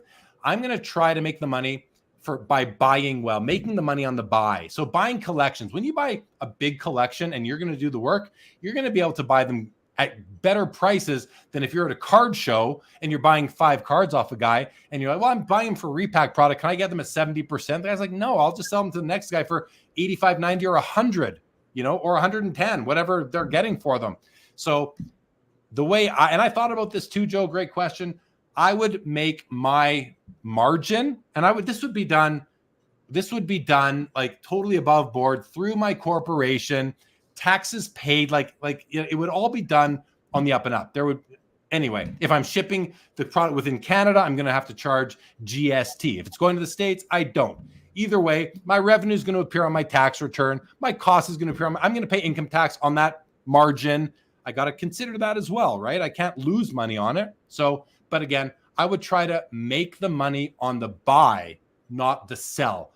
So people are going to lose money. You have to lose money. Some people have to lose money on a repack product. That comes with the territory, but I'm not going to make money by them losing the money, right? Because the people that are going to make the money or the value are going to be the people that hit the biggest cards, the biggest, hits in the overall product. But you bring up a great point on that ecosystem piece. The other thing to consider is that card shows are only one place to buy cards. You can buy cards. Yeah. I just bought, this just came in to me earlier this week, Monday or Tuesday. This collection that I bought was shipped to me by a guy that we sat together doing a FaceTime for like an hour and a half late at night after my wife was asleep. And we did a deal. We came up with a price. It was a nice, quick deal. He sent me the cards, and I didn't buy those. I didn't beat out any repackers. I didn't beat out people that were going to go to the card show and buy them. This was a private deal. The guy who called me said, hey, because I put out somewhere I was buying some cards. I put on Hobby Insider. I'm like looking to buy some collections. He hit me up, and cards came in. So yeah, you have access points that maybe the average person doesn't. But while I'm thinking of it, if there are any content creators listening to this, now or down the road, I mean, a great call to action in my estimation would be a really balanced evaluation of the pros and cons of the repack industry. I've seen a lot of criticisms, and I've also sort of in more private conversations heard some people that I consider pretty wise touting some of the positives of the repack, in so much as, liquidity and kind of buffering the current market. So I would love, as a consumer of content, to see someone approach really even keeled the pros and cons of this repacking thing. And maybe not even with a final evaluation, but really just exploring both sides of the issue, because it seems to be a pretty significant development in the evolution of the hobby. Well, I think if I read between the lines, what you're saying, Joe, is that one of the positives of the repack movement is that dealers at card shows, some dealers that, depending on their inventory, are guaranteed to sell their inventory because the repackers are going to come through and buy it. I know that with myself setting up at card shows, when the guys from the Dave and Adams repack product would come by, and when Brian Gray, when he was still at Leaf doing his repack products, when they would come by, I'd be like, hey, great. I'm gonna give these guys, I'm gonna give them a good deal because they're gonna buy in bulk, but this might be the biggest sale of the card show for me, in the thousands of dollars. And that was great. Like I have fed repack products for a while now.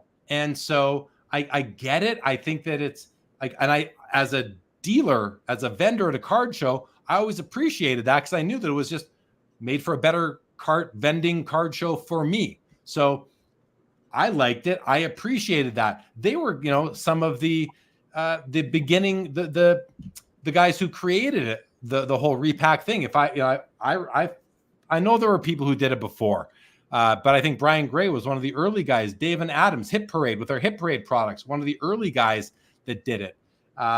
And again, as a vendor, I liked it. That helped everybody at the card show. Always liked when Brian Gray or the Hit Parade guys would come by their booth and just, dump anywhere from $500 to $5,000 or more on them. So, all right. Yakes here said, I think it's better to do after the expo so you can include stuff you picked up at the expo plus possibly expo exclusive items. Yeah. And Yakes, the other thing, I didn't mean for this to become about this, guys, but we're into it now. I'll just explain more of what I had thought about. The other thing that I would offer is I am partnered with several consignment sellers who I work with, like, guys like PWCC, guys like MC Sports Cards, guys like Slab Sharks. So something else that I thought about was, if I do a repack product, I'm not going to do a buyback guarantee. I'm not into that. That's for Facebook groups. I'm not going to buy back the card. But what I could do is let's say I say to everybody, if you don't want to take delivery, you didn't get the card you wanted, you just want to sell it, I can forward it directly on to your choice. You want to tell me to send it to PWCC for you? Do you want me to send it to Slab Sharks? Do you want me to send it to MC Sports Cards? You choose. I have relationships with all these guys. I'll send it to any of them for you. And maybe they'll offer you a better rate. I can't speak for them now, but maybe they'll offer you a better rate as well. I think PWCC might for sure if I were to do this. The other guys, I can't speak for them at this point, but I could offer that service as well. I could offer you the service of, I'll ship it to them and you can, they'll send you the proceeds once they get them, sort of thing. And by the way, like, the price point that I would do this at would include tax, shipping, all those extras that come along with it. Bubblegum Cardboard says, repacks by Jay Lee. I dig it. Hockey Focus by the best mind in the hockey hobby. I appreciate that, Bubblegum, but I appreciate that. I don't think I'm the best mind in the hockey hobby, but thanks for the vote of confidence. Professor says, I am in as a participant. Great idea. Keep moving forward. That's big encouragement. The professor, someone I respect and communicate with a lot. So thank you, Professor. Mark Santucci, when I was talking about there's other places to buy cards, says you can buy them at a card store. Yes, you can. I was in my LCS yesterday visiting Mike over at Eastridge, and I had a great chat with him. Ran into my good buddy Brett there as well. Brett he comments on these videos sometimes. Brett's someone I've known for 20 years, local collector. He's like a true collector, guys. And I said to him, you know what, I got to have you on the show, Brett, because your story will resonate with so many people in my audience. And so we're going to get Brett on in the next couple months. The professor says, if it is not much effort, you could extend the checklist to include educational content by putting some information about the collectability, rarity, print run, or registry of how many cards are graded. I love that, Professor. I love that. I love that. And we can talk about the Gretzky's, especially. That's what I was just going to say. Yeah. When a Gretzky comes out, you'll get, if you've ever watched me review a Gretzky rookie on the PWCC shows or the MC shows or the Slab Sharks, you will get a full Jay Lee review of the Gretzky rookie for sure. Stuke says sports cards live appreciation packs. Another thing I thought about, Stukes, I thought about, let's say again, I do a 60 pack product. Well, let's say I priced into it, 3 packs could be used as like promotional items somehow or other, Anyway, things I thought about, not saying they're all going to make it in if I do go ahead with this. And please don't assume that this is going to happen for sure. I might not do this. I might. It sounds like I might not do it, but I might do it. I'd say it's 50-50 right now. Just spitballing. Well, I mean, yeah, I like, there's many things that I think I could do it. I think if I did it, I would do it right. And I don't think that there could be any holes poked in it. That's the thing. But I also like the idea of finding one of Repack's biggest critics and getting that person in as an advisor. Right. Yeah. 99-cent card says, what do you think is better? Raw repack with more hit cards or graded with a bigger hit card per pack? I would only do graded 99-cent cards. I would only do graded, and grading companies that you would see in my product would be PSA, BGS, like the big 4 human grading companies, PSA, BGS, SGC, and CGC, but it would be heavily PSA and BGS, and then tag as well. I would include tag because I believe in tag. So I would do that as well. I'm not sure. I'm not saying that all these companies would be represented each time I did one, or if I did it once that they would all be represented. But I would have no problem including those cards into the product. 99-cent cards also says repacks for the people, by the people, from Jay Lee. I appreciate that 99. Michael H says, I'll take a Gretzky. And Mookie Chill says, Jay Lee t-shirt redemption in each pack. There's another idea. We could throw some swag in, but I would never expect somebody to pay for a pack and all you get is a t-shirt. So Eric says, please no Gretzky rookie card talk. You and I never agree. How do we never? Why? What are you talking about, Eric? What do we not agree on? We don't agree that the Boston Bruins are a great team. I'm kidding. I think the Boston Bruins are a great team, Eric. All right, boy, Joe, we're an hour 45 in already, and we're only 2 bullets in. I said this was going to be a freestyle. We freestyled on this repack potential. Yeah. But let's move on to something else, okay? Let's go. All right. I had 2 more topics that were kind of newsworthy, but, one was Walmart coming into the hobby space. To me, that's like if Amazon gets in, which I think they are in. I see Mascot, which is a inventory management system and listing tool, allows you to cross list to all these marketplaces, including Walmart. I think, was it Walmart or Amazon? I think they all allow Amazon. I think they're going to allow for Walmart as well, if you have a Shopify store. Well, I don't know. To be honest, I think it's like an add-on. If you're already listing cards, whether you're a store and you're selling your product online, or you're like a singles dealer and you're listing on various platforms, well, why not add Amazon and Walmart to that roster of platforms? But I don't see myself going to Walmart looking for the cards that I'm trying to buy. I don't go to Amazon for them. I guess my point, Joe, is that I don't think it's a big deal that Walmart's entering the space. I don't really care. It's like a non-issue for me. Do you know much about this? Do you have any thoughts on it? I mean, again, I was tasked with these bullet points a few hours before the show, so I was cramming, and what little I could discern from the 1 or 2 things I listened to, wouldn't it be more like an eBay platform, more like a virtual, not so much a brick and mortar situation, but yeah, it's online. We're talking about online. Yeah. I mean, yeah, and vintage card collectors, right? It is boring talk. I guess I just wanted to take a couple minutes and just say that, to me, I don't care. I'm not going to shop for cards on Walmart.com unless they become like eBay. And Bob Means, who was the former head of collectibles on eBay, is now at Walmart heading this up. So he's going to probably take a lot of eBay ideas with him. But come on, you're 30 years into it now. Are you really going to be able to compete with eBay? I don't think so. I'm not. I don't know. I guess the point is, be aware, if you're not, that Walmart seems to be entering our industry more so than not just selling packs at the stores, but online cards. I think it's peer-to-peer as well. I think it's peer-to-peer. You're not buying it from Walmart. You're buying it from people like all of us. So like you do on eBay. It's another marketplace trying to come in. We've had several of them. Maybe they can get there. Maybe they can't. I'll just say time will tell. The other topic, Joe, that I had, and this, I just caught wind of this last night, maybe mid-afternoon yesterday. I saw a couple of guys that I watch on YouTube, specifically Dan the Card Man and the Sports Card Dad, talking about influencers purchasing subscribers and followers, subscribers on YouTube, followers on Instagram, that kind of thing. And I guess when it comes to purchasing subscribers, I think it's just like don't like that is dishonest. It's smoke and mirrors. It's, to me, it's bad. It's bad.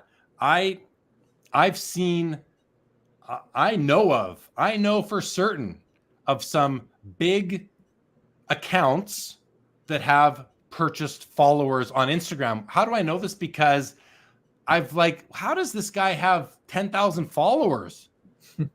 How does this guy have 10,000 followers already? And then I go into the followers list, and after you get past a few couple hundred, you see all those bot accounts, the bots, which are purchased followers, where it's like a bunch of characters _ characters. And if you go into it, It's like some girl in a bathing suit who is following 5,000 people and has 13 followers. And there's just one after the other. I was recently contacted by a business in the hobby. I forget what they were, some supply company maybe. They came off very bombastic and confident. They had like, whatever, say 20,000 followers. And they said, hey, could we send you our product and you talk about it? And I was like, so I looked into it, I'm like, I didn't say it. I just ignored him. But like, no, you're not going to trick me. You're not going to trick me into thinking that that you actually have influence or people watching you. I can tell you've got 10,000 bot followers.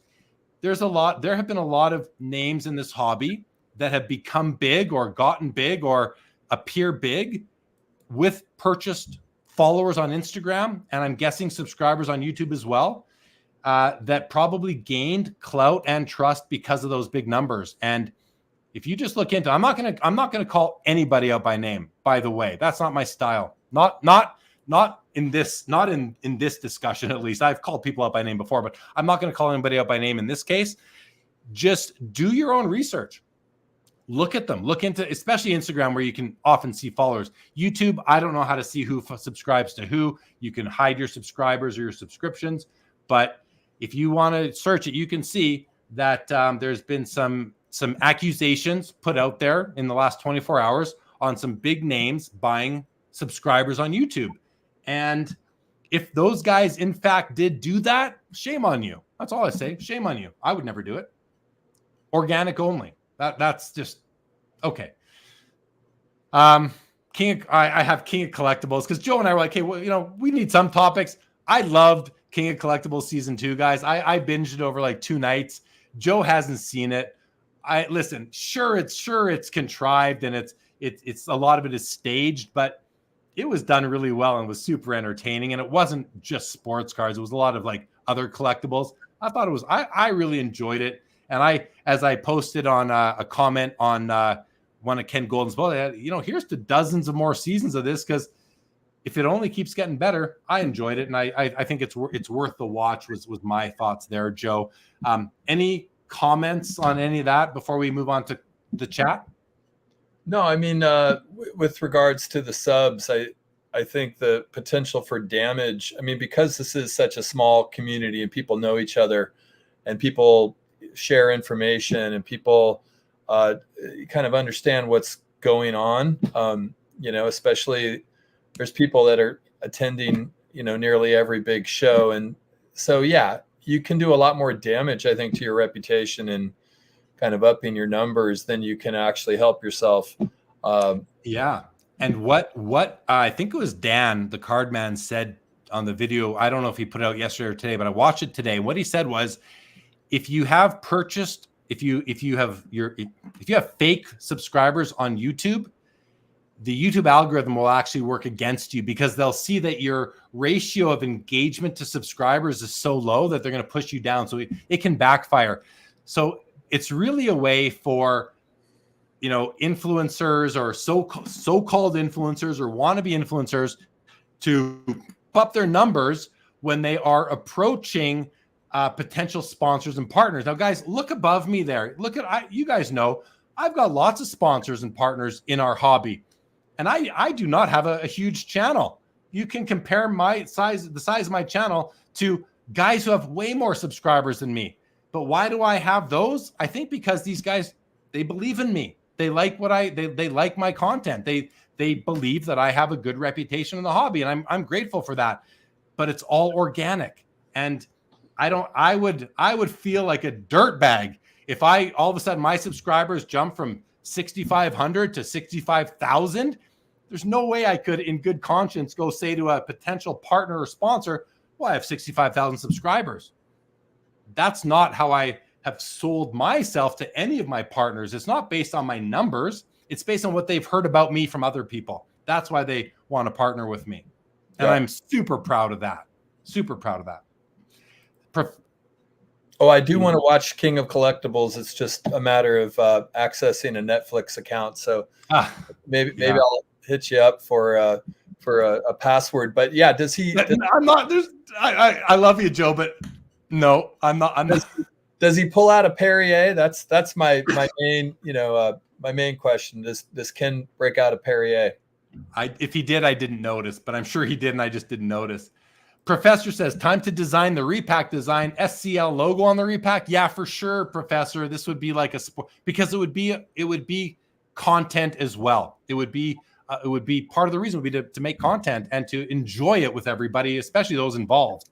So yeah, for sure. Michael H clarifies that me and Eric don't agree on Gretzky talk because he thinks Bobby Orr is the greatest of all time. I think it's Wayne Gretzky, and I'm right. I'm right, not you, Eric. Vintage. Oh yeah, we did Vintage's comment there, and thanks for getting us off the Wal-Mart talk. Hockey says, I like hearing Jay Lee's view on hobby news. I am also not shocked if he thinks Walmart is a nothing burger. I agree, but time will tell. Perfectly. I'm with you there. Eric says, we laughed at Amazon in the beginning selling used books. We were wrong. Yeah, but that was also the beginning of the internet when people didn't know what the internet was. And now we do. And now there's been, 25 years have gone by, and the internet has completely matured to the point where, I mean, I've heard people say that, like, I buy everything off Amazon. I mean, we get Amazon deliveries 7 days a week here, and sometimes 2 or 3 times a day. So I don't even think Walmart has a chance against Amazon. So do they have a chance against eBay and sports cards and other big platforms? I don't know. Michael H says, book collecting is a good investment. Mark Santucci says, does purchasing a fault? What does it mean? I think I've explained that by now, Mark. Mookie says, bathing suit girls collect sports cards too. They do. Michael H, I hope I get a PSI 9 book. Bubblegum Cardboard says, I have 500 to 600 slab-sized plain boxes I purchased for a repack idea I never followed through on them for sale. Interesting. Thanks for sharing, Bubblegum Cardboard. Curious why you didn't follow through and what you're going to do with those plain boxes. I might need them. Maybe you can sell them to me. Peep says, when I get too many subs, I just make a soccer card video. Okay. Very good. Very good. All right. National talk. Almost vintage. Almost. La Mirada, does Joe ever speak? Let me tell you, Joe does speak, La Mirada, but I speak more, and it's my channel, so I can't help myself. But Joe's been on with me probably 15 times by now, and just a good friend of mine who joins, and it's almost like a level of comfort having him here beside me, so I at least know that I can take a sip of water and a breath. But Joe is welcome to jump in anytime he wants. I always try to shut up when he tries to speak. Foul Fireball says, I could begin to sell the repacks at a show like Burbank. I would not do that, Foul Fireball. The repacks, well, I would, but I wouldn't give you it. You'd have to give me the money and hope that I send you the card later, because they would all be opened by me live on a show. You would not take it away and open them yourselves. That's part of the mission of transparency, to make sure that every card on the checklist goes to somebody. So you know that every card that I said was on the checklist was actually pulled out of a pack. Hockey. Jeremy, what happens when Fanatics Fest ultimately rolls into Toronto? People say it isn't the same type of show as the National until it is. Yeah, I mean, great question. I don't think, I'm not in the same camp as some people that think that Fanatics Fest is going to take over the National. The National, I don't think is going away, guys, like for a very long time, if at all. I think that Fanatics Fest is just another event, and Fanatics Fest is not a card show first and foremost. It's a sporting event. It's a whole different concept. So I welcome it, and I don't think that the Expo gets hurt whatsoever. I also don't think that the National is going to get hurt whatsoever. You want to say until it is? I don't think it's gonna. Personally, I don't think it's going to. Not if it's going to be in New York and, these very expensive. I heard today someone said it's $4,000 for a booth at Fanatics Fest. Listen, I want to go to it. I want to be at the first Fanatics Fest. I think it's a big event in the hobby, but I don't think I personally do not believe that it's going to threaten the National or the Expo. Let me just qualify that a little bit and say it will hurt attendance a little bit. Some people will only go to one, and they might go to Fanatics Fest instead of the National. especially this year when the Nationals in Cleveland and not Chicago. But for the next 3 years, it's in Chicago every year, 25, 26, and 27. All right, let's see what else you guys got. Let's Go Jordan says, you have a very strong partnership because of high engagement. Look at all of us here. Thank you, Let's Go Jordan. I hear you, and I'm so grateful for everyone that tunes in here all the time. 99-cent card CA. Can I be a partner? Maybe. I don't know what 99-cent card CA is other than a great viewer of the show, but reach out and we can talk. Vintage Card Collector says, take your Prozac before firing up Dan the Cardman videos. Dude is legit never recorded a positive video, says Vintage Card Collector. I watch Dan. I communicate with Dan. I think Dan does a great job with many of his videos of calling out issues that people need to be aware of. And I can't speak on the fact that whether or not he's ever recorded a positive video, but I think he does provide a service that is necessary. And I think he does it with a level head most of the time. However, I do think that a lot of times there are certain angles and considerations that are just glossed over, not considered, or because they're just not within the realm of his or other people who do that kind of content of just what they're aware of. Chris Perkins says, Walmart has so much money, could entice sellers by lowering fees because eBay fees are so high. By doing that, sellers can lower price. Yeah, I hear all that, Chris Perkins. However, so many of us are in the habit of going to our eBay watch list, our eBay app, like throughout the day.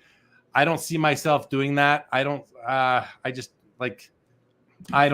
I think it's 10 years away minimum before they could offer that, but are they going to have the audience, the captive sports card audience?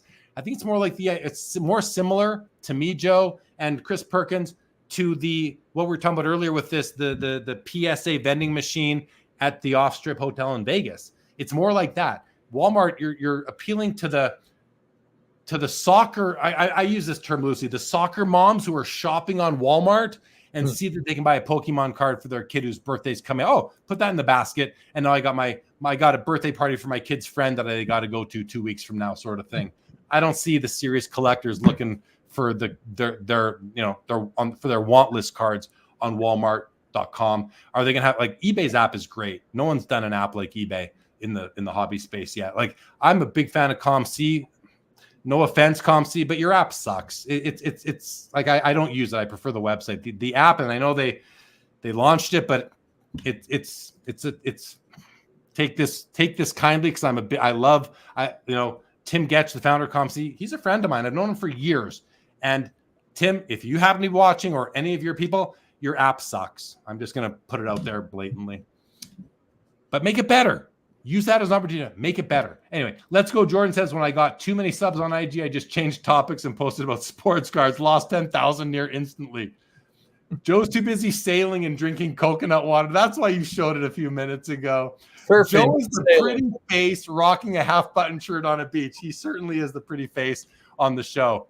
Appreciate having you. Thanks. I like the Lamarada's comment too, because with my friends and especially my colleagues, I was known for my loquaciousness. So it's good to be understood as the reticent one. Okay, guys, go look up loquacious and reticent. Please let me know what they mean, Joe. Joe is one of the most articulate. He's got one of the best vocabularies out there. Eric says, Joe talks a ton when he's on Clubhouse and always has something good to say.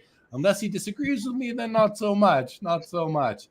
Here, I think Stukes puts it well here. Fanatics Fest sounds like an all-star game fan fest. Yeah, I think so too. I don't know a ton about it, but they've got a really great roster of athletes that are going to be there speaking on panels. That interests me. I want to go see. I would sit and watch Tom Brady speak on a panel, Peyton Manning, whoever else they're bringing out. That is interesting to me. I think the card show is just one section of the Fanatics Fest. I don't think it's a central piece. I think it's a part of it. And whereas the National and Expo are card shows. Go. It brings to mind the Mint Collective as something more than a typical card show, but more of a place for discourse and emerging ideas. And you happen to have David Marino coming on, a wonderful guy who was involved with the Mint Collective. I don't know exactly what he's up to these days in relation to the card world, but David, if you're watching, I hope fatherhood is going well for you. But looking forward to that episode. That's just next week, right? Yeah, that's next week. And Dave Marino, I believe, is also involved somewhat in organizing some of the extracurricular events at the National coming up. So to vintage card guy who's out, to vintage card collector, next week's show will be a lot about the National. So forgive me for not touching on it enough for you tonight, but we'll talk about it a lot next week when Dave is on, because he's involved with the National, is my understanding. And then to Stu's comment and your comment, Joe, about the Mint Collective, the card show is meant to be a feature of it, but it did become the central kind of perk, the central, event at the show. Everything kind of was an extension or a tentacle from that. And I wonder if that's what will happen with Fanatics Fest. Will the card show, even though maybe not intended, become the hub of the event? And then where does it go from there? Maybe they do try to take on the National, but again, New York is very expensive. It's more expensive than Chicago or Cleveland, and it's also just, is it as functional? Is it as functional? Or the hotel's going to be right where the event center is? I don't know. I don't know much about the Javits Center, but I've been watching a recent documentary on Netflix, and Javits is also the home of the CIA or something. They work out of a Javits Center, I think. Anyway, probably not the same building, just named after the same Jacob Javits, I bet. Hits and Chick says, does anyone really think Fanatics cares about the small guys in the hobby? Also, that PSA slab machine is tied to an ex-card scammer that was imprisoned. Hits and Chicks, does anyone really think? I can't tell you what anyone really thinks. I can tell you what I think. And again, same answer I gave you last time. I think that they do care because I think they want people to stay in the hobby. I don't know how they're going to turn that into, how that caring into action. We'll see once they really get all the licenses rolling. Mookie says the last exciting thing about Comic-Con are the actual comics. Not a knock. I expect sports cards will be in some relation to Fanatics Fest. Could be. Foul Fireball says you could send in 100 cards to Tag and have a Tag reveal pack open and sell spots. Yeah, I could do that. I could do that too, Foul Fireball. Maybe I will one day do a Tag only repack event product. Maybe it doesn't have to be repack. I don't know, but I could. As you guys obviously know, I'm a fan of Tag. I'm an investor in Tag. I believe in the Tag product. Does Tag make mistakes? I'm sure they do. I've heard of. I watch for headlines. I know that there are instances of imperfection, and but that said, I just know that the people there and their level of care and what they are on a mission to do is all 100% real and good.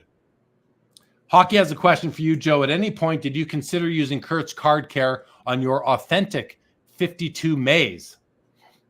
I'm impressed that Hockey knows that I have an authentic 52 Mays. I think it's in my safety deposit box. No, the idea of one, cracking something out of a slab, and two, putting it in any substance, much less, the I don't know, indignity of a card alteration doesn't really appeal to me. I like my authentic Mays just how it is. Yeah, there you have it. I had Kurt on the show a few months ago. Many of you probably know, and I haven't talked to him since then. I don't know how he's doing. I don't know how his business is going. Ever since PSA adjusted their terms and conditions or their standards to add language that addressed, using solutions or substances on cards. I don't know if that helped or hurt his business, but I've also never used his product. I don't plan to, but I'll just leave that at that. I'll leave that at that. Hockey says, Joe, you showed that very card on this show. That's in 2020 but that's years in 2020 or 2020. He remembers that from like 3+ years ago. Oh, that's awesome. And I assumed that that's what he was speaking to, because I think we did talk at some point about, low grade and or cards that were essentially cheap versions of expensive cards. And I do have a fair amount of those, just because through the years, long before I ever thought sports cards would ever really amplify in the way that they have, I just wanted the cardboard and the images any way I could get them. So usually low grades were an option for that. I'm like I haven't bought how do I say this? I haven't bought a card off my most important want list in quite some time. I'd love to get a Tito 6 Ty Cobb red portrait, a 33 Gaudy Lou Gehrig, a 53 Topps Willie Mays. There's a few others that I'd love to add to my collection. I guess the way I could word is like my like lifelong hold type cards. But my sweet spot, like, I don't want high grade. I want a nice low to mid grade card. And I want one that has indications of enjoyment and use. I want those rounded corners. I want that toning in the stock. Like, that's kind of what I'm looking for. I don't, and I'm going too soon. I'm just not financially in a place to be spending thousands of dollars on cards right now. It's just, just the way life goes. Hopefully I'll be back there soon. We'll see. Hits and Chicks. Have we talked about the Top Shot lawsuit? Seems like NFT sports cards are a risky investment. We haven't talked about that. Hits and Chicks, not really on my radar, except that I received the email on the lawsuit, because I guess I'm a customer in their database, because I went on there years ago and bought a pack. I bought 1 or 2 packs. I think I opened one and I didn't open the other. I still have one unopened in that account that I haven't logged into for years. I don't even know if it's still there. I think I paid $30 for it, so I don't really care one way or the other. And I think, what am I entitled to? 12 cents a card. So I'm not even going to respond. I'm not going to take the time to respond to the email. Oh, we lost Joe. I'm not even going to take the time to respond to the email in order to collect my 36 or 48 cents. So just not worth it for me to do that. But yeah, Top Shot, not something for me at all. Abused cards are cool, says Michael H. I want my cards. Like, listen, I'm not going to go getting rid of some of my nice vintage now to go get like beat up cards. But, Joe often talks about beaters. Like, he'll say to me, I have one, but it's a beater. I'm like, good, man. Beaters are awesome. Joe, tell us, why do you like beaters to the extent that you have them? Well, a friend of mine, we coined the term handled by child. Yeah, I mean, beaters, if they have a decent eye appeal, but even if they don't have a decent eye appeal, I had a Bowman Ruth, 49 Bowman Ruth that was just creased and crinkled. And, it sort of in its own way tells a story. It's lived a life. And whether we know what that life is, we can kind of use our imagination. And, the colors are still there, the ink, the saturation. Sometimes the images can be really nice. You can have a beater card that's got one significant crease or one significant wax stain on the back and actually presents quite nicely. So yeah, I just love cardboard regardless. And if I can get into a card that's, out of my price range otherwise, but I do know this. And it's one of the things as we got to know each other, is like, damn, Jeremy really has held out for like strong specimens. You're not dabbling here, there, and everywhere. You do exert patience and kind of go after the card. I remember when you got that 51 Bowman Mays. Yeah, that was, I knew you were basing this on that. I just wrote down Mays because I wanted to say, are you basing this on your journey with me to buy my Mays card? There was that, but it's also just, I've seen your other vintage cards in your collection, and they're always, I always think to myself, wow, I had a chance, let's just say, 2004 or 2008 to get something like that, like a 49 Leaf Robinson. It's like I have a 1. I have a 1 and an SGC old green label that's got some paper loss on the front, and at least I have it. I love it. But you have I think a 5 or a 6, right? I mean, and that's a high-end card, and, worthy of, a cornerstone of any collection, really. Well, thank you for, complimenting some of my cards. You were along the ride for me with that maze. I think that I bought that at the first Burbank show, and you were kind of with me looking at it and stuff. I was cheering you on. I was like, get it. Yeah. And I mean, I bought a PSA 4 51 Bowman Willie Mays rookie, and it's a beautiful 4, and I absolutely love it. And I have it to this day, and I have no intentions of moving it. That's kind of where I'm at. Yeah. But now I'm like, for some of these big cards I want, I'm going to look for a nice, like, let's say a 33 Gaudy Gehrig or a T206 Cobb. I'm more looking at like 3s, like nice 3s. And even those are getting more and more expensive. And until I have the money until I'm in a place where I'm comfortable spending significant money on those cards and it's not because I don't believe in them. It's because it's more of my financial situation. I'm not going to buy them until I'm ready to, unless I can get them at the price that I want. Somebody who's got a great copy of a T206 Ty Cobb, who I know about, knows I'm looking for, reached out to me today and said, I'm ready to move mine. I'm going to give you first pass at it. I said, I really appreciate the privilege of first pass. Depends on the price. He told me the price, about twice what I'm prepared to spend on that card right now. I said, I'm sure you'll find it a good home, but I can't do it right now. But thank you again for the opportunity. I genuinely mean it. I might regret not buying it because it might go up in price, but so be it. I got to do what I feel right at the time. What was the grade on it? I don't even remember, actually. Yeah. I don't even remember. I don't even care as much as the card looked great. Well, a 3 or a 4, maybe a 4.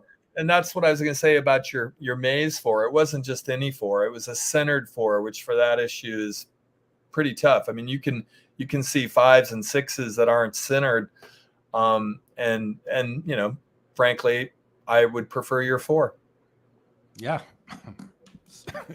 I would always prefer a strong eye appeal 4 over an off-centered 6 that has some issues. You were talking about my Jackie Robinson. Speaking of which, my 48 leaf Jackie is a PSA 6, but it's really off-centered. Like I think if it was centered, it would probably be an 8. It's really off-centered, but I love it. And I bought it over 10 years ago for like a steal of a deal compared to what it would sell for now.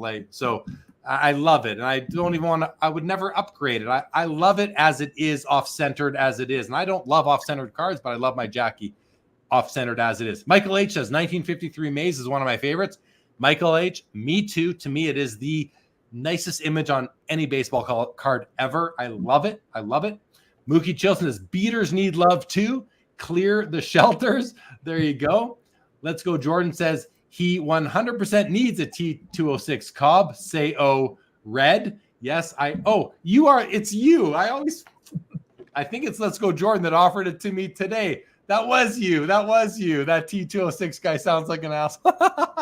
That was you, Let's Go Jordan, who gave me first pass. Guys, this guy has a beautiful T206 Cobb, red portrait polar bear. What's the grade on it again? Is it a 4? I forget the exact grade because I don't care. Like, as long as the grade doesn't price me out of it, which I'm priced out of it, but as long as the grade doesn't price me out of it, I love the card. I'd buy it too if it presented well enough. I don't care. It's a PWCC exceptional eye appeal PSA 3. Yeah, so it's a 3 that probably presents like a 5, a centered 5. What are you thinking? Time to liquidate something, Jay Lee. The cards I did my liquidating last year. I'm out of liquidation mode right now, but to Let's Go Jordan, if you want to accept my offer of half of what you quoted me today, you got yourself a deal. It'll go to a good home. But I'll work on him. Let's Go Jordan. I'm going to work on him. He said it has original tobacco stains. One of my favorite parts about this particular card is that it has tobacco stains on the back. I want tobacco stains on all my cards that came out of tobacco packs. Like, stain them up, boys. No, I don't mean that the way it sounded. Stain them up back in 1910, please. Stain them up out of the cigarette packs back in 1910. That's what I want for my collection, because I feel that those are more authentically original and non-altered and all that, But, oh gosh, now that I said that, people might start faking freaking tobacco stains. He says here, the stain is the reason I got it in the first place, or else it's a 5, even a 6. Yeah, like to me, a stain on the especially on the back of the cards, what you see on a lot of 51 Bowmans, you see these stains on the back of them. Serve that up all day to me, guys. That's what I want in my collection, because number one, I like it. Number two, I like it because it makes me realize that they haven't been cleaned, and they bring the price down. Like I just love it. It's such a perfect mix of hobby, just deliciousness. Robert Scott says lower grade cards are also more liquid if you need to sell, as they have broader range of collectors that can afford them. Exactly. Also a great point. If you ever are in that stage where you need to sell, there are way more people. It's kind of the anti Pareto principle, that deep value investor on Instagram and Twitter talks about. It's the opposite. I believe in that principle somewhat for sports cards, but I believe that low to mid grade vintage is always going to have a place, as long as people are still interested in those players. Those cards are always going to be liquid and have a place. Yep. Joe, we're way over time here. 2 hours, 20 minutes. I don't know. What do you think? We have 109 people with us right now. Really? Wow. Between YouTube, that doesn't even include if there's anybody watching on LinkedIn or Instagram. Instagram's showing me one eyeball right now. 65 on YouTube, 44 on X. So we've still got a lot of people here. Let's Go Jordan says it depends on your network. If you have friends that collect the same as you, it is plenty liquid regardless of the grade. Yeah, that's true. And I mean, even high grade, you just sell it through any of my partners, guys. PWCC, Fund Your Cards can help you out. You can sell to Leighton Sheldon at Just Collect. You can sell on Slab Sharks. You can sell on 90s auctions. You can sell on REA. You can sell on PWCC. And any of these guys. You can take it to the Sport Card Expo, MC Sports Cards. Who am I missing up there? Who am I missing that does that kind of? I think I hit them all up there. I'm going to call out all the guys that believe in what I'm doing here. I remember having some responses to the Pareto guy, and a little more. I mean, just as a longtime vintage collector, I think there is, like, just the other day. I mean, I'm not even buying that many cards, but I bid on a 58 Mays Topps SGC2. And again, it's probably not the kind of card that's gonna,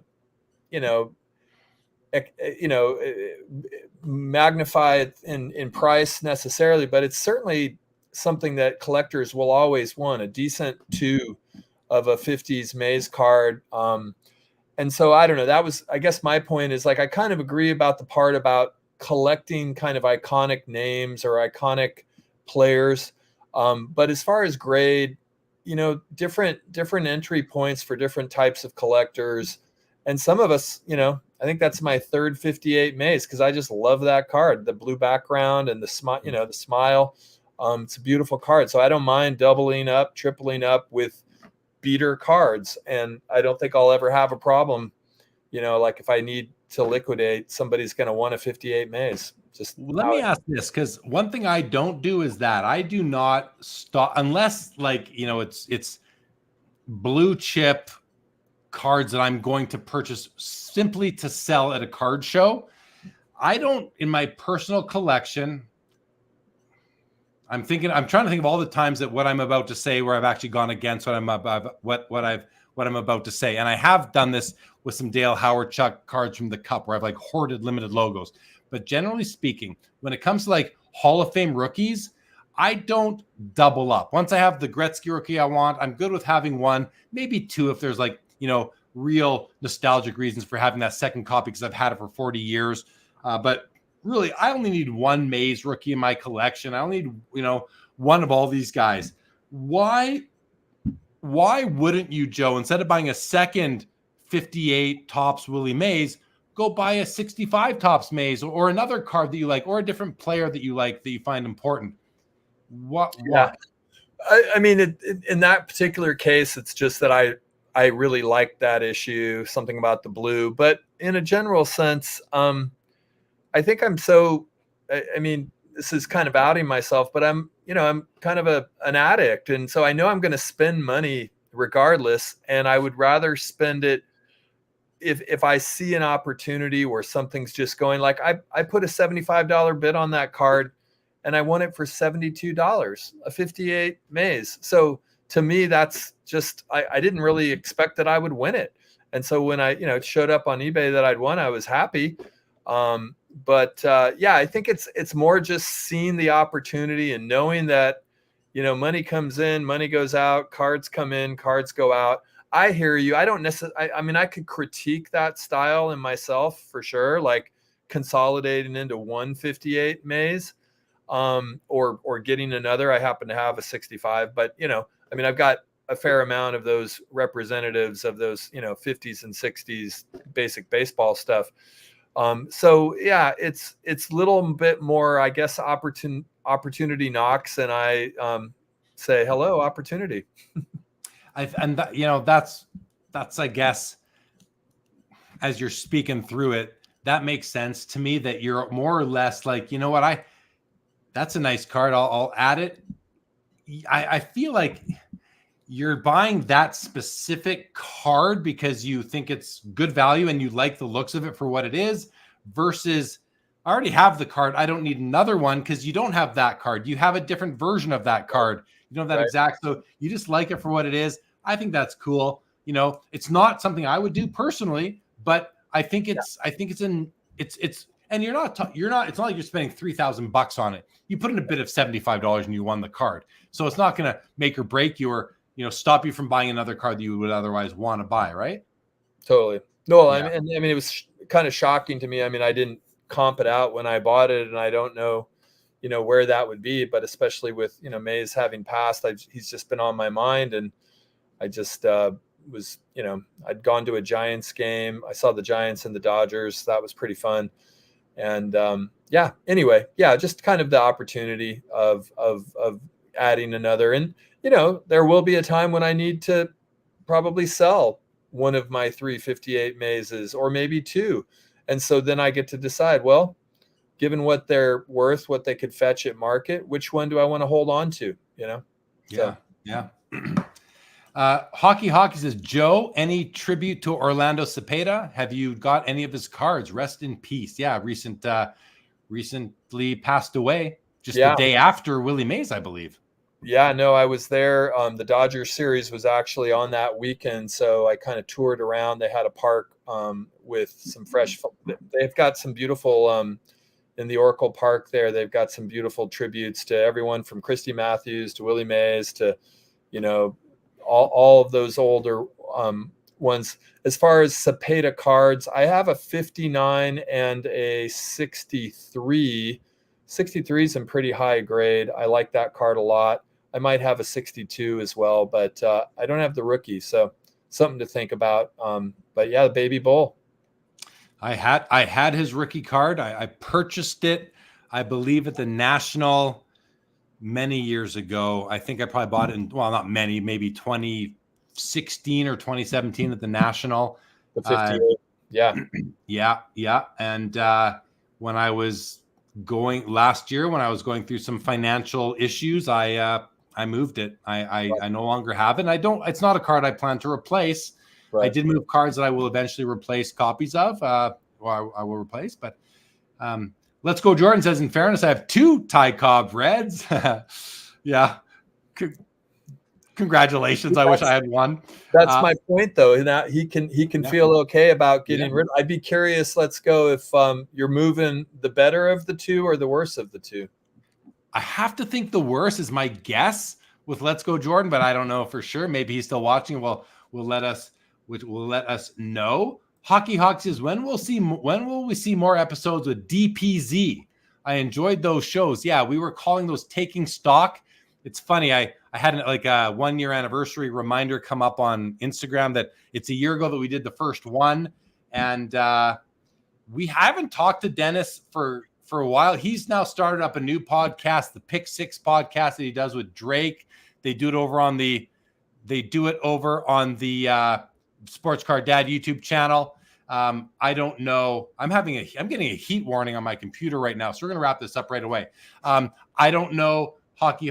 I haven't talked to him in a bit. We might do and we might not.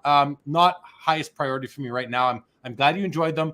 But I'm working on that new podcast with Leighton called Vintage Spotlight. I hope you like that one too. A different style than taking stock. Maybe I'll revive taking stock. Maybe I'll revive it with DPZ. Maybe I'll revive it with someone else. We will see. All right, guys, we're going to end this because my computer's about to turn off on me and I won't be able to say goodnight. So, Joe, let's wrap this up. Guys, thank you so much. 2.5 hours, way longer than I thought we would go. Thank you, everybody, for joining.